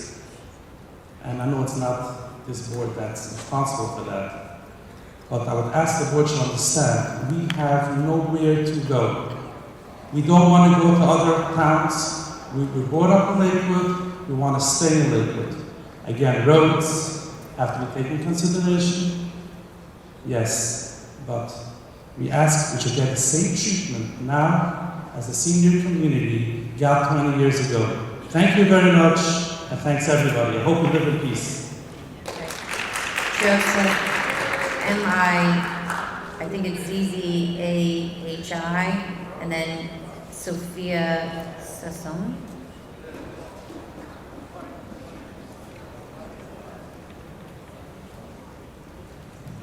People are speaking in the far back. Can you move out of the auditorium? Joseph Mizrahi. Or close the door? Sorry. Mizrahi. Oh, sorry. Good evening. I've been a proud resident of Lakewood for almost 25 years. Thank God, I've been blessed with 4 beautiful children. I enjoy taking them to the beautiful parts of Lakewood. on Sundays. I think the Ocean County Park, Rockefeller Park, Lake Carousel Joe, and the park might block my developments. However, I've never had the opportunity to take them to the Ridge Golf Club because it's just not open to the public. It's benefiting only the few wealthy people who can afford to pay thousands of dollars to join this exclusive club. I'm sorry, sir. Please keep going. Most of Lakewood gets no enjoyment from the golf course at all. A few short years ago, thank God, I was able to buy my home in Lakewood. And just a few short years from now, my children will want to buy a home. I want them to have the ability to buy a home in their hometown of Lakewood. This project will provide much alleviation to housing shortage and provide the much needed housing opportunities to people to own their own home and to stay in the beautiful town of Lakewood. And if one day my children decide to move here, who knows? I might even move to the fairways to be near them when I come of age. Thank you. Sophia, S-A-S-S-O-N, and then Ben Silverstein. Sophia?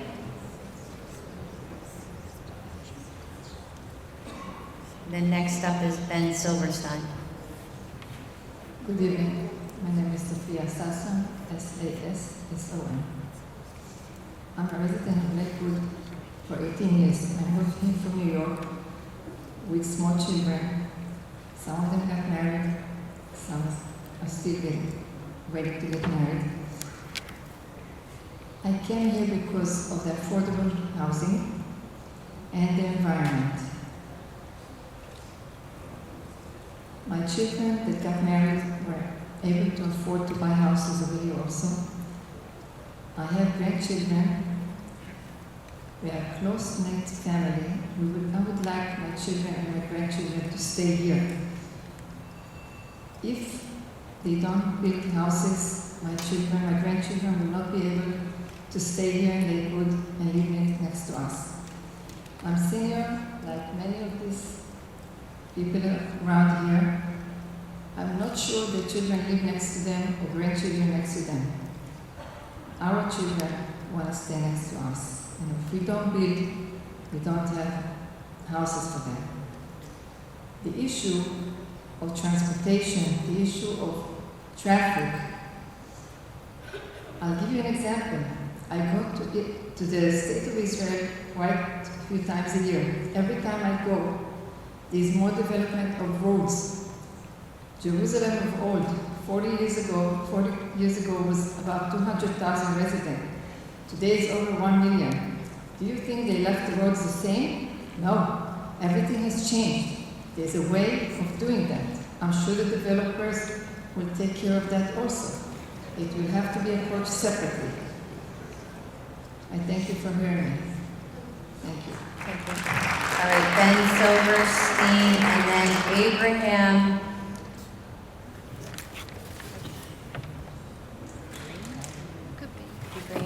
Abraham Green.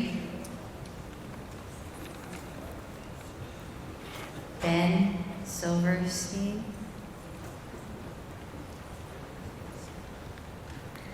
Abraham Green. Or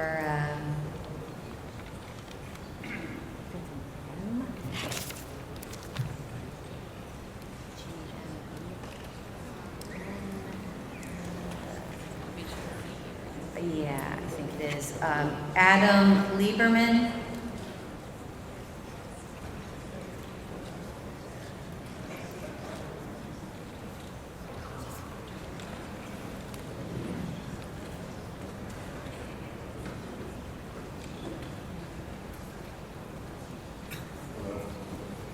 Adam Lieberman, L-I-E-B-E-R-M-A-N.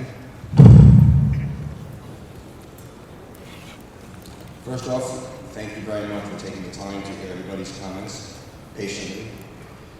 First off, I want to share with you that I hear some comments being said about this board and how they could be influenced unnecessarily. And I personally am insulted for you, and I'll tell you why, because it doesn't take much work to go on your website or read the articles.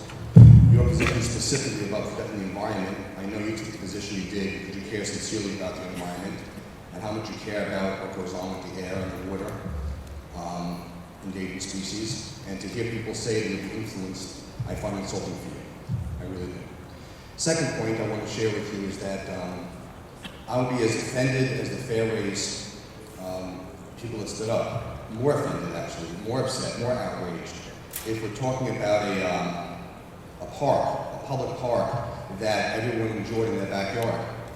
I think the point I want to share with you, the reason why I personally came this evening, in fairness, this is private property. In the same way somebody takes a house and they have a beautiful backyard of 10 acres, and it's not analogous necessarily, but they want to knock down the trees and build a swimming pool, people can be outraged and upset about it, but it's their property. I would be incredibly outraged if there's 10 acres of a public park and someone came and wanted to knock it down and build anything. How dare they? But I think it's important to keep in mind that this is not a park. It's not open space created for the public. It's a private property that somebody bought, and America says you can, with the proper channels, go and try to build something there if it meets the standards of the community. And the third point, I sit in traffic as well. And once again, I share the frustration immensely of my neighbors in town. Like everything else, you're in Manhattan, you sit in traffic, and everywhere else there's a populace of people. But ultimately, there's a decision to make, and I know it's not even the purview of this board to talk about in terms of if you're going to decide whether it's housing or no housing. But there, without question, there's a major housing shortage, and of course, there's a balance to be made, how much to build vis-a-vis how much roads, but that's something for another board to discuss. But I think it's very important not to be swayed by what people share with you or what other boards after you may or may not do. People make comments about past this board, it'll be, it'll happen. I think it's important to keep each and every application and each and everything before the board in its own box. And the box here before the board, it's above my pay grade about environmental issues. I couldn't know a bluebird from a red bird and what color it is. I couldn't tell you endangered, not endangered, but I trust the DEP sincerely, and I want to end with this, to do what is right from an environmental standpoint. My children live here, my wife lives here, my family lives here. The air and the water and the environment is incredibly important to us. And I ask you to do what's right for the environment and keep that as your perspective, because I think that's what your task is. And to keep in mind that the open space is important if it was something for the public to use. But as private property, I do think that people are right to do what they want to do and let the other boards beyond them decide what is appropriate and not appropriate. Thank you. Thank you. Mark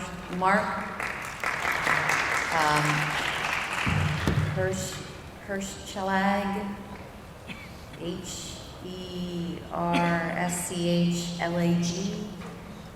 Mark. Joseph Goldberg.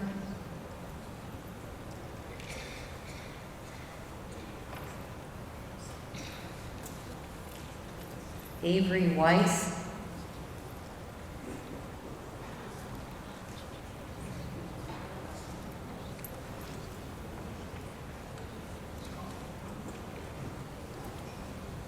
Avery Weiss, W-E-I-S-Z. Just want to say a few points also in regards to, I live in Jackson, New Jersey. I don't live in Lakewood. I drive every day.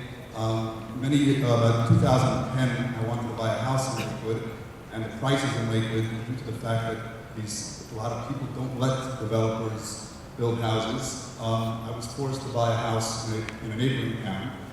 And a lot of the complaints that people make about traffic, by me going out of town and having to drive every day to school with all my kids, makes me bring 2 cars in every single morning to Lakewood to create more traffic.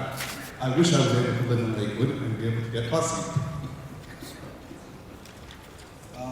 In regards to the actual golf course, people complained and said there's not enough parks and not enough places in Lakewood. If I did my research properly, there's approximately 200 members of this actual golf course that pay membership, and about 4,000 people a year that actually visit the actual golf course.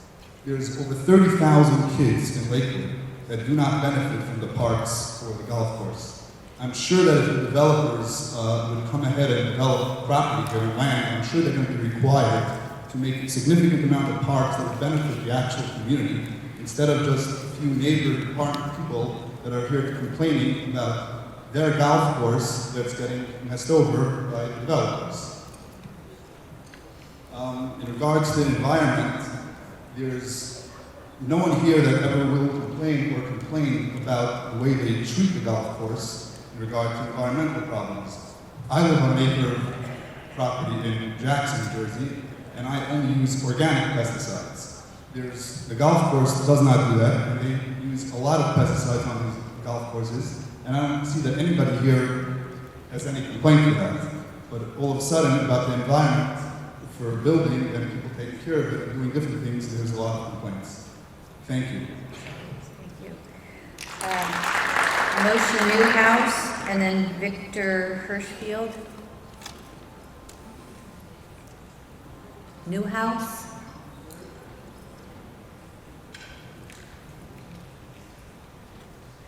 Good evening. Motion Newhouse, EWHUSC. I personally live just east of the Fairway development. And I watch how I'm sitting here, how everyone gets up and say how bad this project is.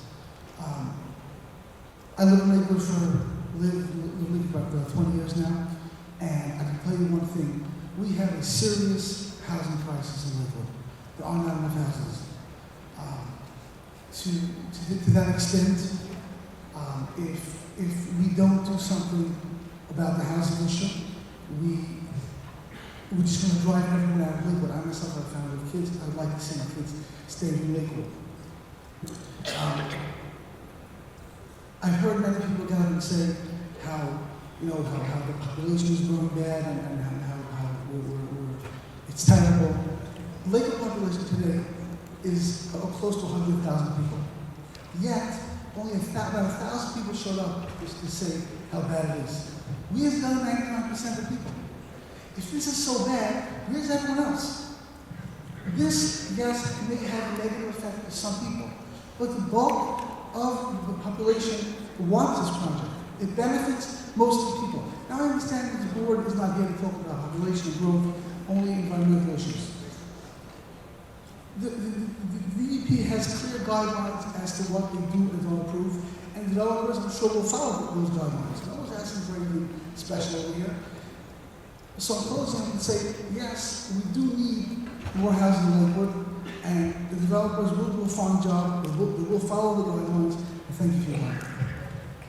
Okay, thank you.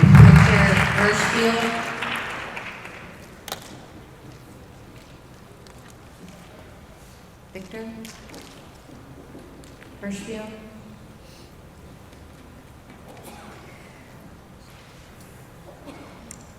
I can't read the first name. Last name is Horowitz.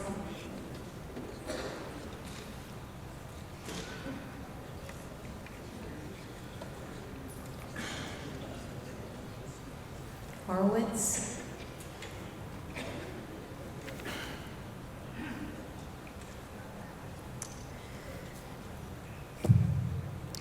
Cindy Gannon. Gaiman? Gannon, okay. How many more names, people you going to call? Have a number. Good evening. Hi, my name is Cindy Gannon, Gannon. I am a resident of Tums River. I live off of Whitesville Road. I wasn't planning on speaking tonight, so I'm actually going to read what I kind of typed on my phone, if that's okay. Like I said, we live on Whitesville Road, right off of Whitesville Road, just south of Route 70. I have 2 school-age children, a 3rd grader and a 4th grader, that attend Civil Elementary School right on Route 9 in Tums River. We moved to this area because we wanted low-density housing. We wanted an area that would not have the air pollution and water pollution and the traffic congestion that with it brings pollution. Most of the developments that are right off of Whitesville Road have half-acre lots. Many of the families that my children go to school with are now moving out of the area because of the concern with density that seems to be encroaching into our area. It affects our quality of life. Many people have raised the concern about sewage and water and traffic, and with the traffic comes more pollution. I understand that the application was proposed for senior housing with basement apartments. I worked as a school psychologist, and a few of our children were placed in senior homes in communities with their grandparents temporarily while there were typhus issues or whatever going on. And one of the concerns was that the children were not allowed to stay there for longer than a month or two because the senior communities wanted to hold their integrity as a senior community and not as a family community. So one of the concerns that I have that I haven't been able to find any evidence for or against is whether or not the basement apartments are going to be held as senior housing also. Because if you open up the basement apartments to families, as many of the people in favor of this have said, they need more housing for their families. You open it up to a significant greater impact on everything, the water, the sewage, the traffic congestion along with it, the pollution.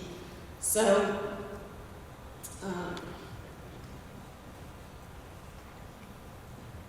I think that's it. Just, we want you to consider whether or not this is truly senior housing or if that is just a guise. Thank you for your time. Okay, thank you. Cohen?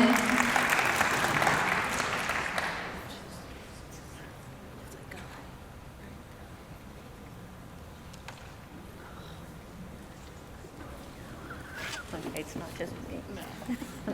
Okay, Cohen, you would have signed up right at the end. Do you have time to go to the bathroom? You have enough? How many more people? What is your name, sir? No, I'm not going to speak. I just want to know how many more people I have to go to the bathroom. About 7. Okay. Yeah. Go, come right, just come forward. and spell your name. And we'll see if I have. Tobycochn.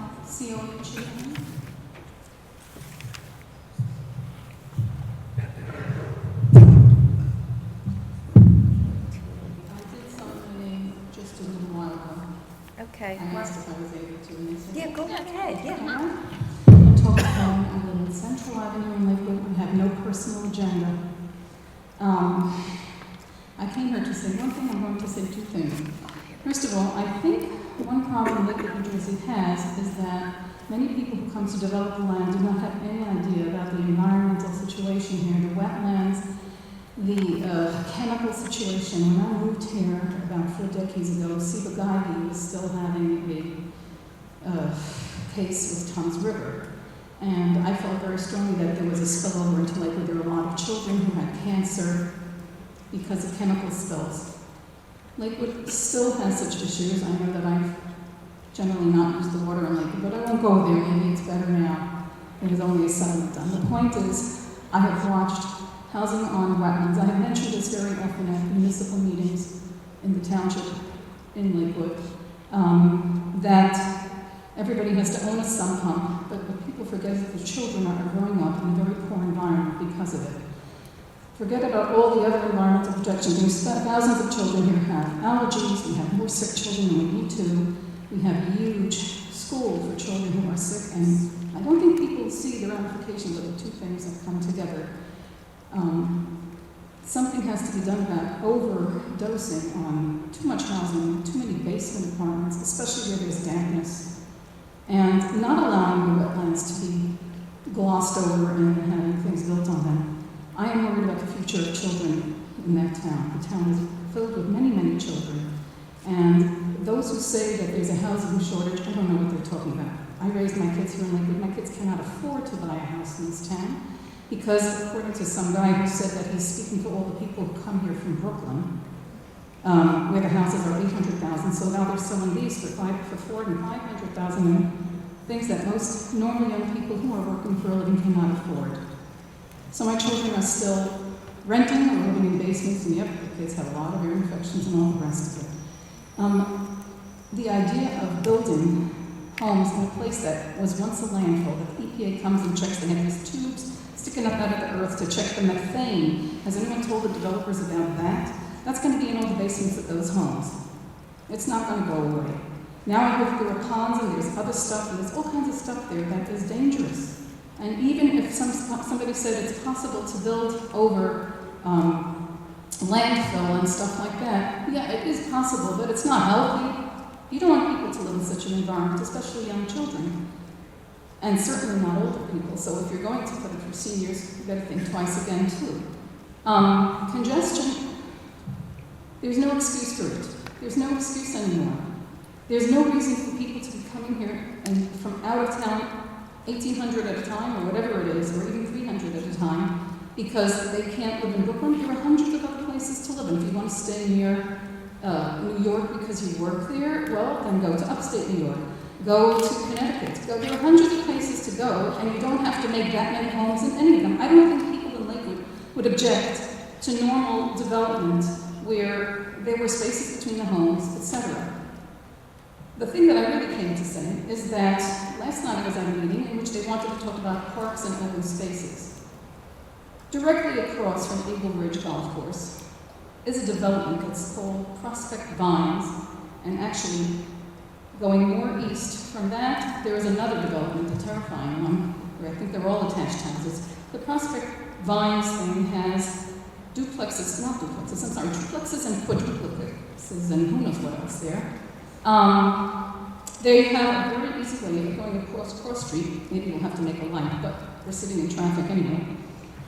And they could maybe develop Eagle Ridge Golf Course as partially a park, a very lovely park. And by the way, when the developers tell you to make parks, they Now you need to wrap up. I'm sorry.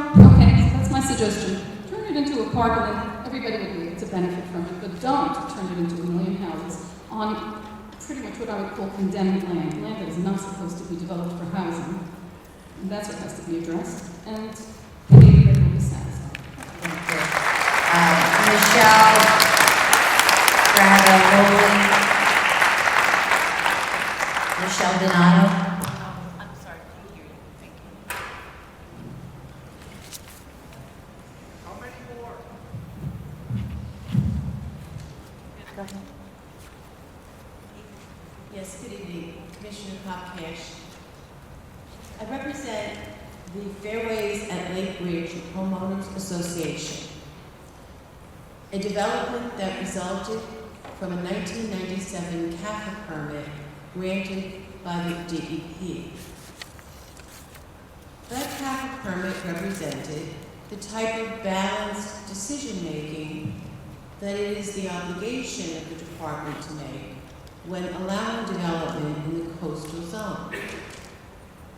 I think we must all harken back to what the Coastal Area Facility Review Act is all about, and the Cafra 2 amendments, which compelled compliance with State Planning Act, mapping, and other planning considerations. So the 1997 approval created a golf course of 175 acres, which was open space. An open space that very well utilized what would otherwise have been fairly undevelopable land, formerly mine site and landfill. There was a 30-foot buffer that surrounded the development. Now, it is like double dipping. What was created then and what was saved then is now being proposed for development. And I urge the department to go back to 1997 and try to unearth the requirements and limitations that apply and that are being violated with this application. Similarly, the limitations on wetlands incursions also are now being doubled up again. There was a GP6 back then, and now there's another one. It's not the intention of the environmental rules to continually go back to a parcel and develop it even further. The documentation that's submitted is so filled with errors and contradictions.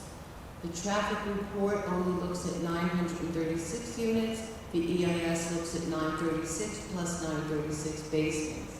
There's significant discrepancies between the amount of commercial area, with the traffic report only looking at 40,000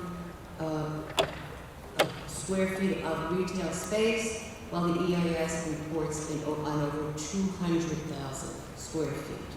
Is this a senior development or is this not a senior development?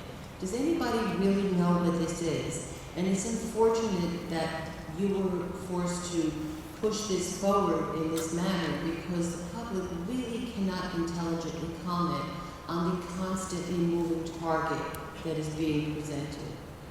The EIS also refers to the fact that there is high density in the local zoning that is simply and utterly incorrect. The zoning allows 4.5 acre and requires 50% open space. So there are many, the issue of access is also one in which they play very ambiguously and vaguely. If you look at the plan, yes, there is a road that is attached to Augusta Boulevard, and Augusta Boulevard is a private road. Is the development of this nature really to have one point of access for 1,800 units and an unspecified number of bedrooms, as well as 200,000 square feet of retail space? Everyone is entitled to use their land reasonably and with respect to the environment. This is a gross overuse and a violation of an array of regulations that this department has worked hard to develop and keep in place. And I'd lastly just like to note that the most significance and problem is the fact that the State Planning Commission did not designate this site as a center. The State Planning Commission maps designate this, as Mr. Roberts, the planner from Toms River noted, as a fringe area with no more than 5% coverage. And we're now looking at least 70% coverage. So this application should be forced to provide accurate information, not contradictory information. It's not fair to anyone, including the department, including my client, and including the public. Thank you. Cohen, I'll spell the first name Y-E-S-H-A-Y-A. Madam Chairman, how many more speakers, please? I'm going to say at least 8. I'm going to spell the last name. First name's Michelle, F-A-R-T-T-A-R-O-L-I.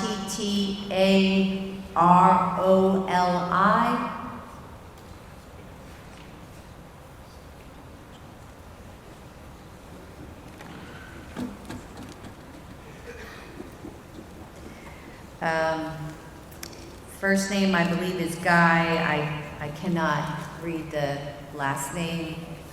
You would have signed in at the very end. Is there anybody?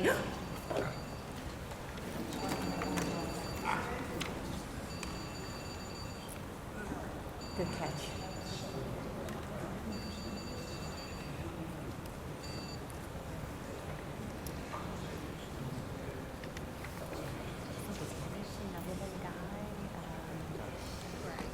Greg? Yeah, it could be Greg. Would have signed in at the very end. Well, you're not the last. Oh, thank goodness. And can you spell your last name, sir? Yeah. It's Oriena, A-U-R-I-E-N-N-A. First name's Greg. I am the chairman of the Sierra Club, which, as you may know, is the largest citizen-based environmental organization in the United States. We also have a sizable membership here in Ocean County. In fact, this matter is brought to my attention because one of our members from Lakewood told me about this abomination. I just wanted to come here this evening. First, let me begin by saying that there's a whole panoply of issues and bases to object to this application, many of which have been touched upon tonight, including things like traffic and quality of life. Unfortunately, you probably agree that that's not appropriate to this particular forum, which is limited to the Cafra and the freshwater permit applications. So I'm going to try to hone in a little bit on those things that I think you'll find most germane. With respect to, particularly with the filling of wetlands, we're talking about filling 15,000 square feet of wetlands.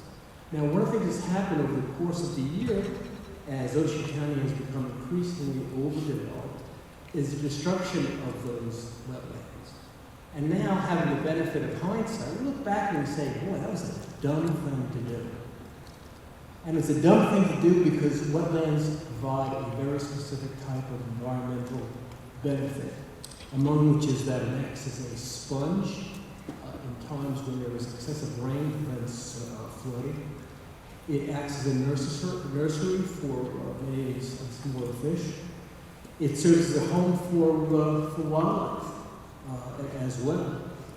And the impacts that occur as a result, the negative impacts that occur as a result of building on wetlands is not, number one, an NIMBY issue, and is not certainly restricted to Lakewood, because whatever happens here has a broader effect on the entire county, certainly on the Barnegat Bay watershed. So when you're talking about doing something as dramatic as filling 14,000 acres, again, we look back upon what we did during the course of unprecedented growth that we've had in Ocean County. We say, boy, that was dumb. Well, this is dumb too. Okay? It's just adding to the foolishness that we've already embarked upon and we can continue to engage in. Now, tangential to the issue of the wetlands is the impact upon impervious coverage. This project itself already has problems in terms of too much impervious coverage. You start filling in the wetlands, well, guess what? 1 and 1 makes 2. You are going to increase that problem, increase that violation that much more. So, while we're kind of restricted somewhat in terms of what we can say today, because you're limited in terms of what you have a proper purview on, I think that some of the tangential issues concerning water quality and life and the like should be addressed. And I believe one of the speakers, I think it was Ms. Wenzel from State Barnegat Bay, mentioned that what happens in Lakewood in terms of the water has an impact much broader. In terms of the Matiticunca River, that serves as a drinking supply for 75% of the people who reside in Brick, and Brick is now connected and provides the water for Point Pleasant as well. So what you're doing in this area here is going to have repercussions. Last time I checked, water flows downhill, and Matiticunca goes right through the heart of Lakewood. And when you do things that are environmentally destructive in that watershed of Matiticunca, you are impacting an area much, much broader than Lakewood itself.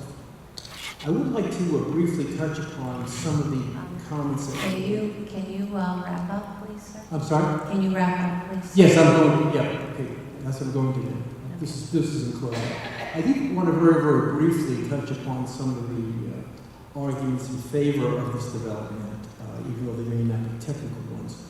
One is the argument, and it's certainly understandable, people want to have their families close together, et cetera, et cetera, et cetera. But, land is a limited resource, okay? And so maybe it's time to think about Plan B. And in terms of supply and demand, well, when you have more people demanding a product, in this case land, it's going to go up. And I think the most important consideration is this. When you are slowly chipping away at the environmental integrity of this community, a future generation is not going to ask, well, why can't we live in Lakewood? They're going to ask, why do we want to? All right, thank you. Thank you. Carol,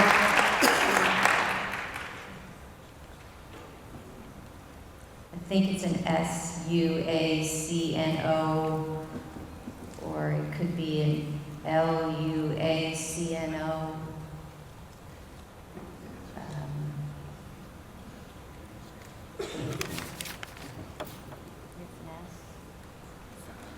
It's definitely an S. S-U-A-C-N-O.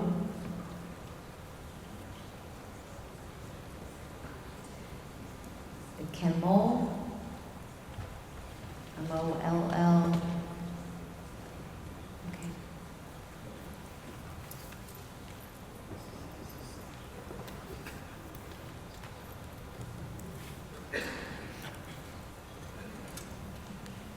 Kenneth Mall, 70 Foxwood Road. I moved here 16 years ago. When we first moved here, there was eagles flying around. When they clear cut across the street from enclaves, I saw the eagle up on top of a lone pole. I haven't seen it in 10 years. The development is whittling away at the land that the birds and the animals have. But we don't need another development. It had a golf course. Why can't it be kept as a golf course? Not that big of a piece of property that they can't reconsider what they're doing with the land. That's all I have to say. Okay, thank you. Aaron Hirsch, H-I-R-S-C-H. Aaron?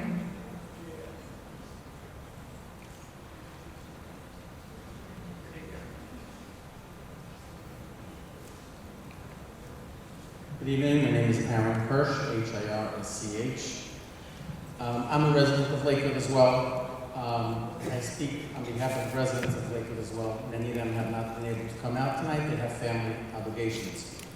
I thank you, the State DEP, for allowing us to partake and actually getting information and doing the duties of the DEP, which is basically to protect our environment, because if we don't have any gatekeepers of the environment, we're in trouble.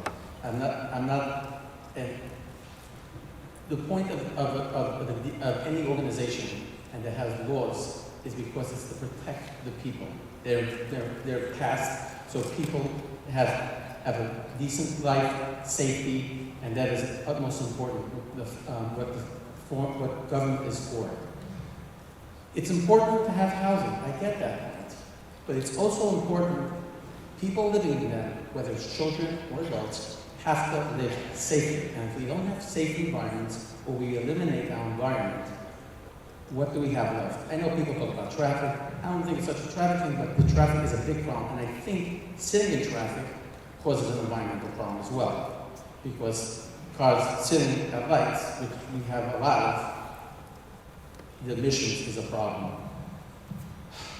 I hope the DEP takes this matter very serious, because it's not necessarily about housing. We can put people in many, many areas, but we cannot take the risk of whether it's adults or children, for granted. If you're going to put people in there and it's not safe, you guys, I know, are doing the testing. If it's safe, I get it. If it's not safe, let's not do things that are not safe.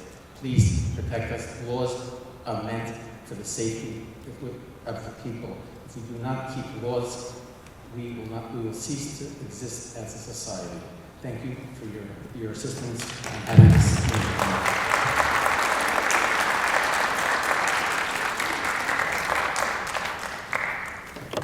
There were a few names that I called forward, and I believe that I'm just going to go run through them again. They did not come forward. Ken Behe, B-A-E-H-N-Y. Go up to the microphone, sir. Go up to the microphone. Yeah. Yeah, we lived in Lakewood roughly about 45 years.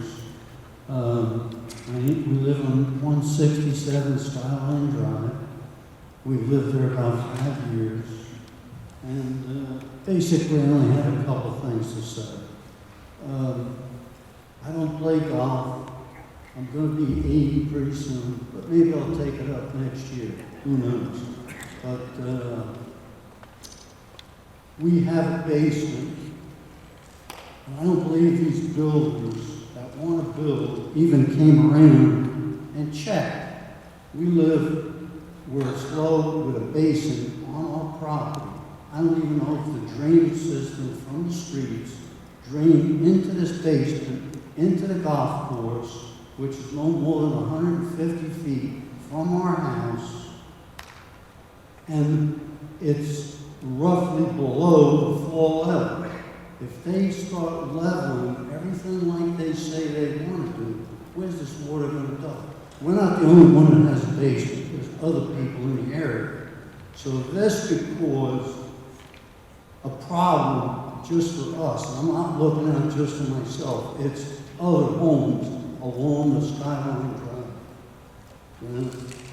So, it could cause an environmental hazard for us living here.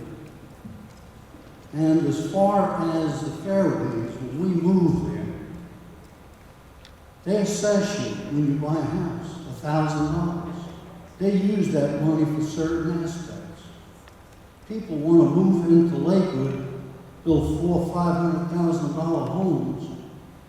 If these builders want to do it and keep the roads up to where they're supposed to be, why don't they assess these people $5,000? Then it won't cost the federal government to the states to take care of the towns. There would be no money wasted. They'd be putting the roads in the towns. The money is coming out of the taxpayers of the people living that are retired in the fairways and all these retirement centers. Their taxes are going up, and they're on fixed incomes, a lot of people. I don't believe that's right. Along with, the environmental of the golf course that people have already spoken about. Basically, that's about all I have to say. Thank you. Everybody else has said everything else. Okay, thank you. Ron Payne, Payne.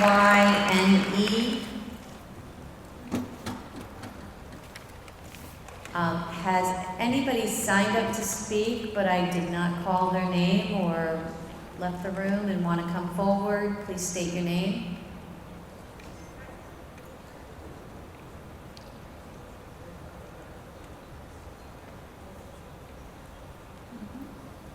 Yes, sir. You can come up. You can all just get in line, and there's a woman right behind you. Okay, let her.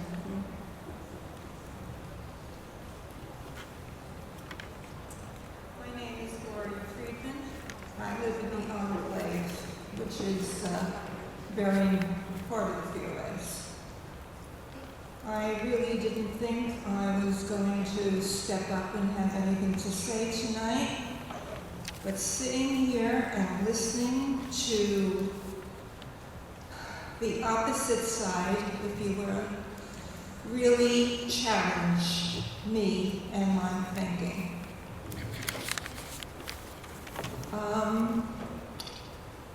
Growing up, I lived in a neighborhood that was of one particular type of people. Since I'm married, I have lived in a different type of neighborhood, if you will. And that is where there is more than one type of person. I think that it is good for getting along with people, learning about them, and living a better lifestyle. I am particularly distressed that Lakewood has been particularly governmentally unfair in every sense of the word. We're looking for fairness, We're looking for what is right for ourselves as seniors, having paid our dues, having children, wanting a better life for them and for ourselves. We reach a goal in life where we're not entitled, as some people feel they are, but where we work very hard to achieve. I have a lot of issues with trying to understand what is going on here.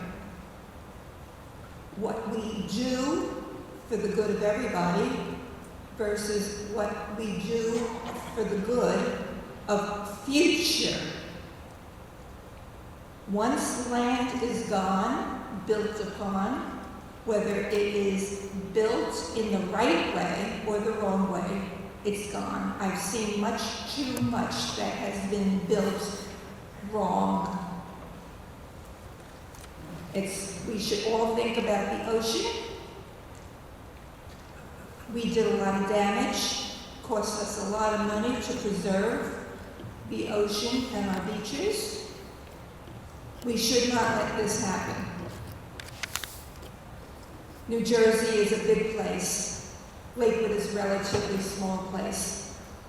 And it has to be thought of in those terms. And I thank you very much.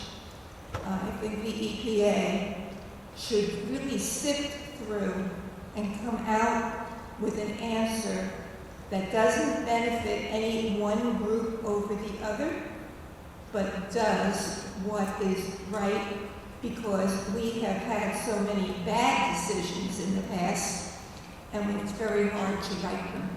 Thank you. Thank you. Can you state your name and spell for the record? Bob Miller. Whoa, whoa. I got the Bob. Okay, I thank you for the opportunity. Can you spell your, can you spell? M-I-L-L-E-R. M-I-L-L-E-R. All right, thank you. Miller. No, you don't need a microphone. Go ahead. Well, we've heard a lot of things this evening, and the bottom line is that you guys are our protectors. Your name is environmental protection, and all we ask for you to do is protect our environment. Well, I'm concerned not by a group, I'm concerned about all the citizens around. This is America. We have to stand up and we have to speak when we see something that's not right.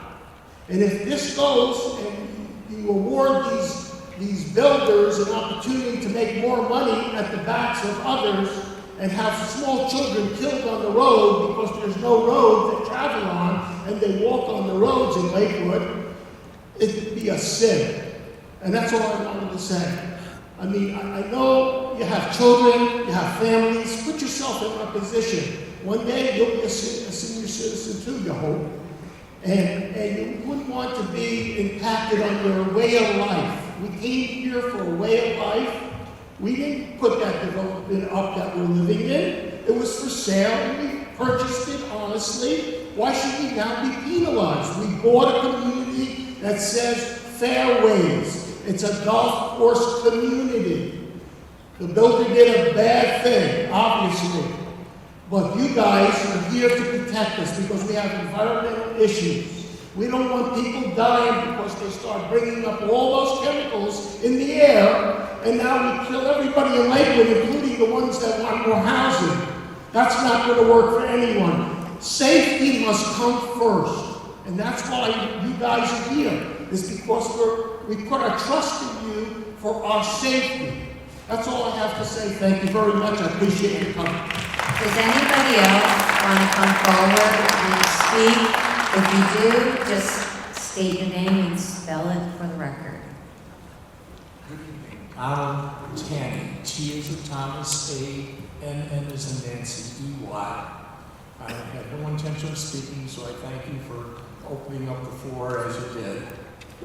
Everything has been said so many times over and over. I have only two things, one which is new, and one I'm just not really clear on, whether the developer is responsible for creating the roads that would be safe and large enough to handle the traffic? Is that part of their development? Are they responsible for that? We can talk to you afterwards about. Okay. Yeah. And then the last thing that I have is, I don't have any specific facts, but I believe that you should be aware that the developer that is proposing this facility cannot even handle the tenants that he has in the town of Lakewood. They have nowhere to go. They go to the people that they pay their rent to, and I understand all they tell them is all he does is collect the rent. He can't do anything as far as making any corrections to heating, water damage, or anything that needs repairs to the home, because it's like a ghost company. Thank you for this opportunity. Thank you. Have a nice evening. So, anyone else want to come forward? Please state your name and spell it for the record. Batter up. I'm Stephen Pardes, P-A-R-D-E-S. I did speak earlier, and not to try the patience of either the officials from the New Jersey Department of Environmental Protection and Ordinance, but I think there's a couple of things that need to be clarified. Some of the speakers who spoke in support of the development mischaracterized this as the fairways against the developer.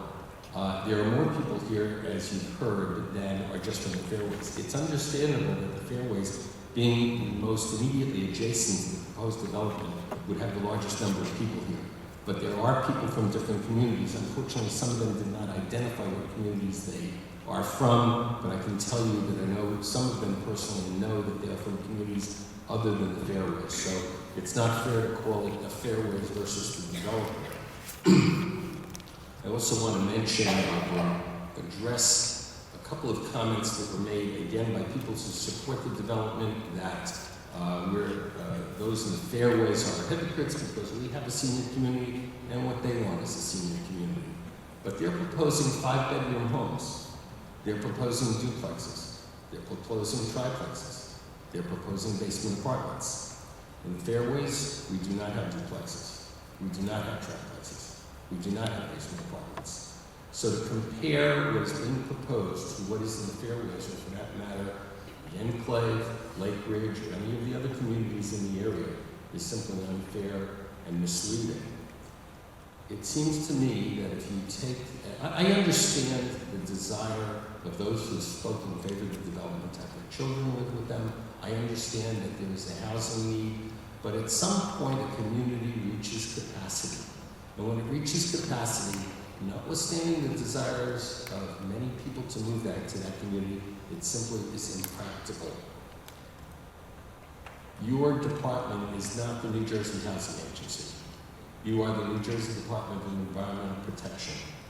If we were to take the arguments by those supporting the application to its logical conclusion, then every parcel of currently open land in the township of Lakewood should be converted to housing.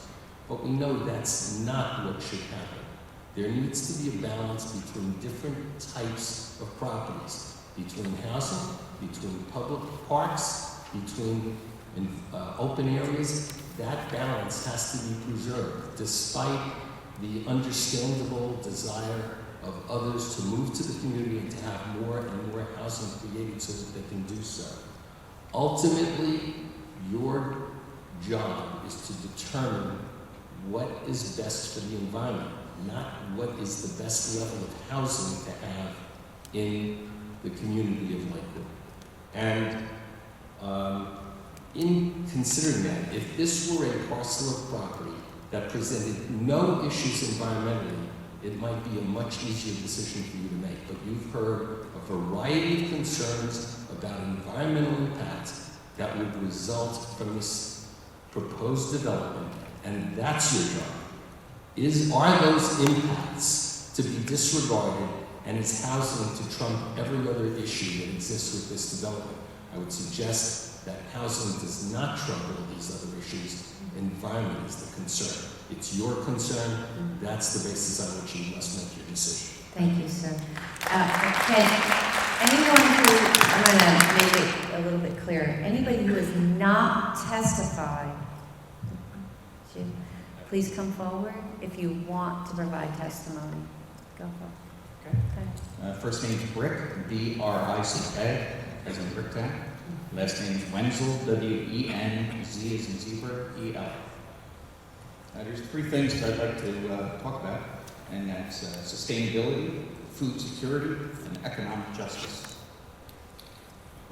I'm a commercial fisherman, not a person with a fishing pole, but I use nets.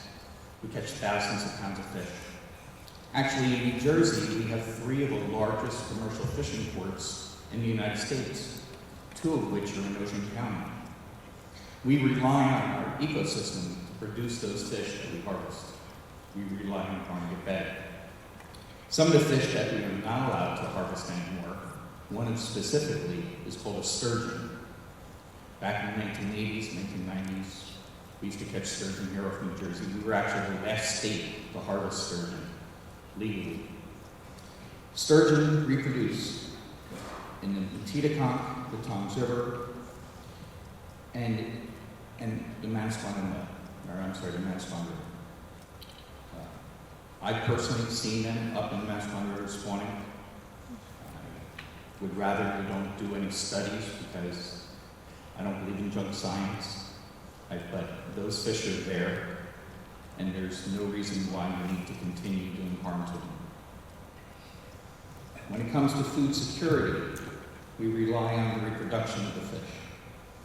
New Jersey started a program for aquaculture.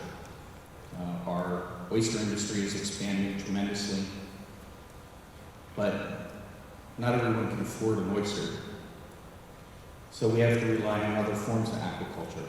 The key within aquaculture, though, is that for every 1 pound of fish raised, it takes 2 pounds of wild fish in order to feed them.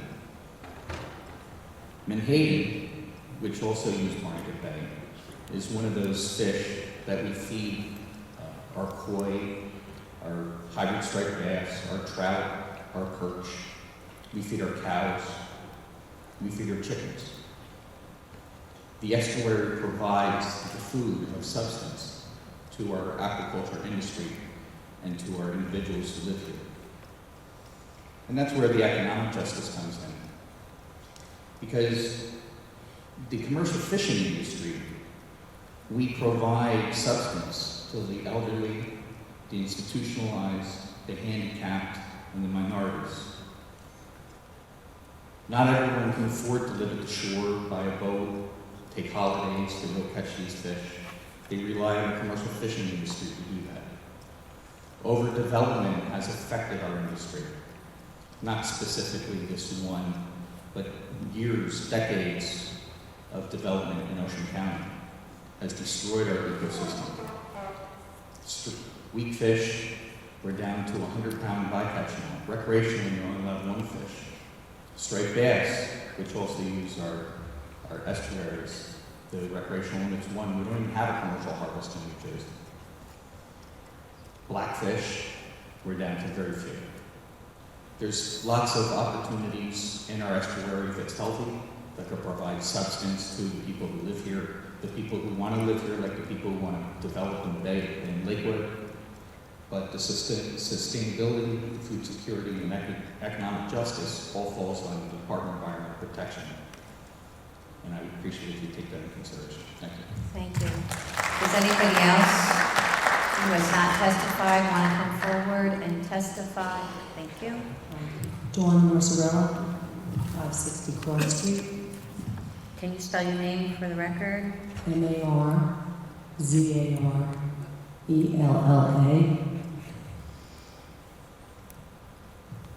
I have lived here in Lakewood for 32 years, and my property runs along Augusta Boulevard, which is what I think a lot of us are all focused on tonight. I think I want to share with you the joy of where I live in terms of what I think you value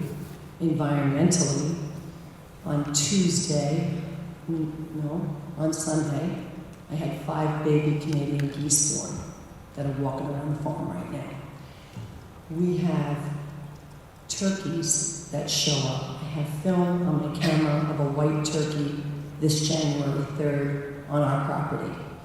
A couple months ago, I had 7 turkeys in the trees lining Augusta Boulevard, the same trees where the red-tailed hawk sits all the time. I have a blue heron who I don't particularly care for, but he comes to the farm quite often. You are a trusted agency that protects the environment, and you have heard so many different arguments on so many different platforms, some of which that didn't fit here tonight. But I am your guardian, and I have had eyes for 32 years, and I have seen what is happening on Cross Street.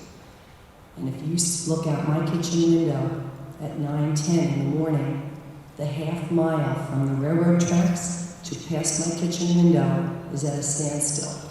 And that also happens later on in the day. And that is new from 6 months ago. There was traffic before, but not to the way, not as congested as it is now. And I know that right now, this plan has not taken effect.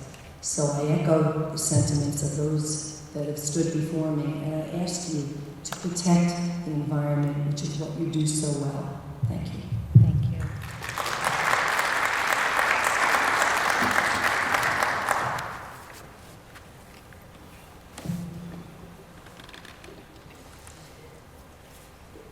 We appreciate you taking the time to come here today. Oh, somebody else, I'm sorry. Hi,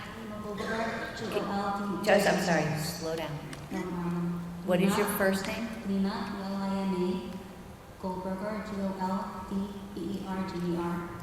I'm a resident of Lakewood for 17 years. I have 6 children. My oldest is 16, and my youngest is a 2-year-old little girl that I would love to see grow up in Lakewood. I just want to explain to the seniors the hostility that we've seen here in the room is not something that I believe is necessary, because I believe your concerns are our concerns.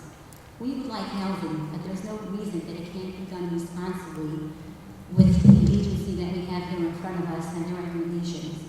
But I believe that we have a responsibility to provide housing for our children, and a lot of the traffic concerns that many of you have, I think can be addressed with the developers and having them provide either roadways or things that are feasible to keep the traffic out, as well as, yes, some retail so that not everybody has to travel, some medical so that there can be senior care nearby, and that we can work together.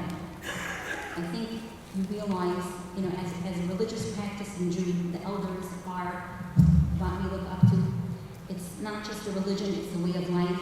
I have a 97-year-old grandmother. The respect that she gets from everybody, not just family, is something that cannot be taken lightly. And we respect you, as well as our children who are going to be here a lot longer than you're going to be here and then we're going to be here. And we want to create an environment that is safe, and the developer wants to create an environment that their children can actually live in and eat, sleep, and breathe here. And for that, we look up to your suggestions, but I'm sure that we can work on something that can benefit us mutually. Thank you. Thank you.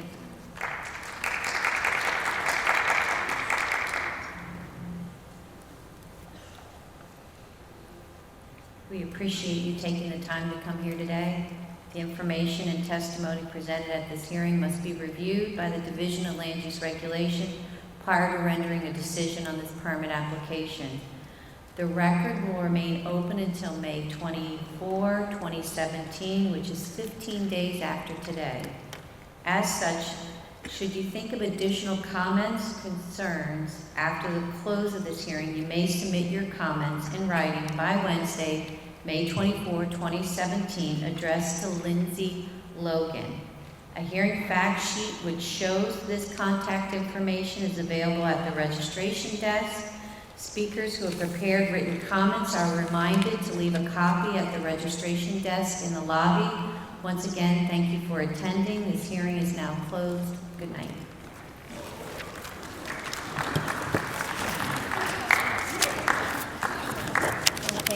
Thank you. Boy, how tired are you? Exhausted. I bet. That's the And way it how goes. tired are you? Oh, I don't know felt about so that. bad. I was going to ask you if you wanted a break, but then I thought Thank you. maybe it's wrapping up. Maybe what? Mayhem. And everybody was saying, oh, great. I know. I just thought it would take too long to get everyone back in. I just wanted to say thank you so much. Oh, thank you These for were very, coming out and very, providing your comments. listen, We appreciate These it. were very nice to us, even in some of our members didn't even Oh, know. they're on the I table. can't tell you how I apologize for that, but Yeah. the idea is, the emotion on this is just running so. It's obvious. But thank you for Thank you. Thank you. Have a good night. Safe drive. So what was the answer for the Yeah. roads? I want to hear The road. Yes. So if you go onto the department's website, we have, you're not a computer person. Well, they have to comply with our traffic policy, which has guidelines So they in it would and what. be responsible for putting. Well, no. They have to provide a traffic study that demonstrates that they comply with the rule. Now, compliance with the rule in this particular case, because these intersections are behaving are poorly, I guess. They're not adequate. Yeah, They're not yeah. adequate. Yeah, they're not adequate. Did It's- they apply for them? Because it sounded like nobody applied for it. In the petition. Applied for, what do you mean? For adequate roads. They have not submitted in their application That's the roadway point. improvements. So they have not? Okay. Yes. So they haven't been forthcoming in their application, Well- period. In that sense. Some people supply that type of information, some don't. We have to render a decision based on what they provided. So you're not going to question the fact that it's not all there, the information, We approve permits, we deny permits. based on whatever they give you? Based on what they submitted Even to us. even though you know it's inaccurate, because you got testimony from the people Well, we are in the going area. to review that testimony and we're Right. going to assess it and see if we need additional information. But at this point, you cannot say. Thank you. You cannot say if it's going to happen or not. You don't. We're open. We have an open public comment period. We're collecting comments from the public for the next 15 days. Good night all. Good night all. Doesn't it seem like I'm asking a question? Uh-huh. Doesn't it seem like it's against the law to make a petition and not tell the whole truth in your petition? Isn't that against the law? You're saying it's not. Yeah, have a good night. Thank you for helping out. You Yes, can't answer. I don't know what you mean about against the law. If I make a petition to the town, I have to give them true statements. If I don't, then I have to. That's part sign of it. our, let me just say this, that's part of our analysis, that's part of our obligation to make sure the information supplied to us, we can affirm. So if they say something like the seasonal high water table is 2 feet from the surface and we need to review that and affirm it. If information is supplied to us that's contrary to that, we evaluate that information. That's part of the public process. So there are some people in here today who I heard make statements. Hopefully those individuals supply information. There was an engineer that Thank you spoke. very much. There was an engineer that Yes, spoke. yes, and I know he gave that. Yes. contradictory information. You got the information from him. He did a study on the water level. He made a statement here, yes. Yeah. He made a statement here. And he has facts that he wants to submit. And we're hopeful he submits those facts. I'm sure he will, because Yeah. for the benefit of the people, why are they paying him? Of course he's going to do it. Okay. Yeah, if he doesn't, then he's not getting, he shouldn't get paid. But Yeah. bottom line is, the Board of Ed, or who has the final word, regardless? Well, this is an application in front of the Department of Environmental Protection, so we are rendering a decision on the application that they put before us. Okay. What are your options? Can you say, yes, I'm not sure, or you need more information, or just say yes? So at the conclusion of the public comment period, we have 2 decisional points. We can either say we have enough information to render a decision. That does not mean an approval, that does not mean a denial. It means either an approval or a denial. Okay. Or We asked for additional information. You can do that. Yes, sir. The final word still goes to the board of the Township of Lakewood. If it's left in limbo? No. No? The Township of Lakewood does They don't not have- make DEP's decisions. It doesn't. No. DEP makes its own decisions. The developer needs a local approval, and that's from the town of Lakewood as well. I have to say one thing. No one here spoke disparagingly about the people that made the application. There was one gentleman. Well, I think the crowd was rude at times. The Yeah. crowd was rude, Yeah. because they applauded the act, because it's personal, it's hitting them personal. Yes, I But there was understand. one individual that stood up for the opposing, for the application people, and he said, people here in Lakewood shouldn't be so selfish, and he got booed for it. That was way out of line, and he should not have been allowed to say that. He can make a public comment and use his 3 minutes to say So he thinks everyone is wrong, just as we allow it's the somebody way he else to said stand it. up there. The way he said it, he says they're being selfish. He put everybody down for saying their rightful words, that they have the right to speak. Because he didn't agree with them, he should not have said they're being selfish. Because that doesn't tell you nothing. It Right, just, you know. that is not something that we evaluate. No, That's you not can't. in our rules anywhere. Yeah, I know. There is one thing I hope you will evaluate. Thank you. Yes. And that is the integrity of the developer. Because I No, only we don't. hear hearsay, but I'm sure you have ways and means of finding out about what I need. That's just by the camera stuff. Yeah, we Gotta figure out how to shut this down. Yeah, Really we Shut base our this down. decisions on the facts presented.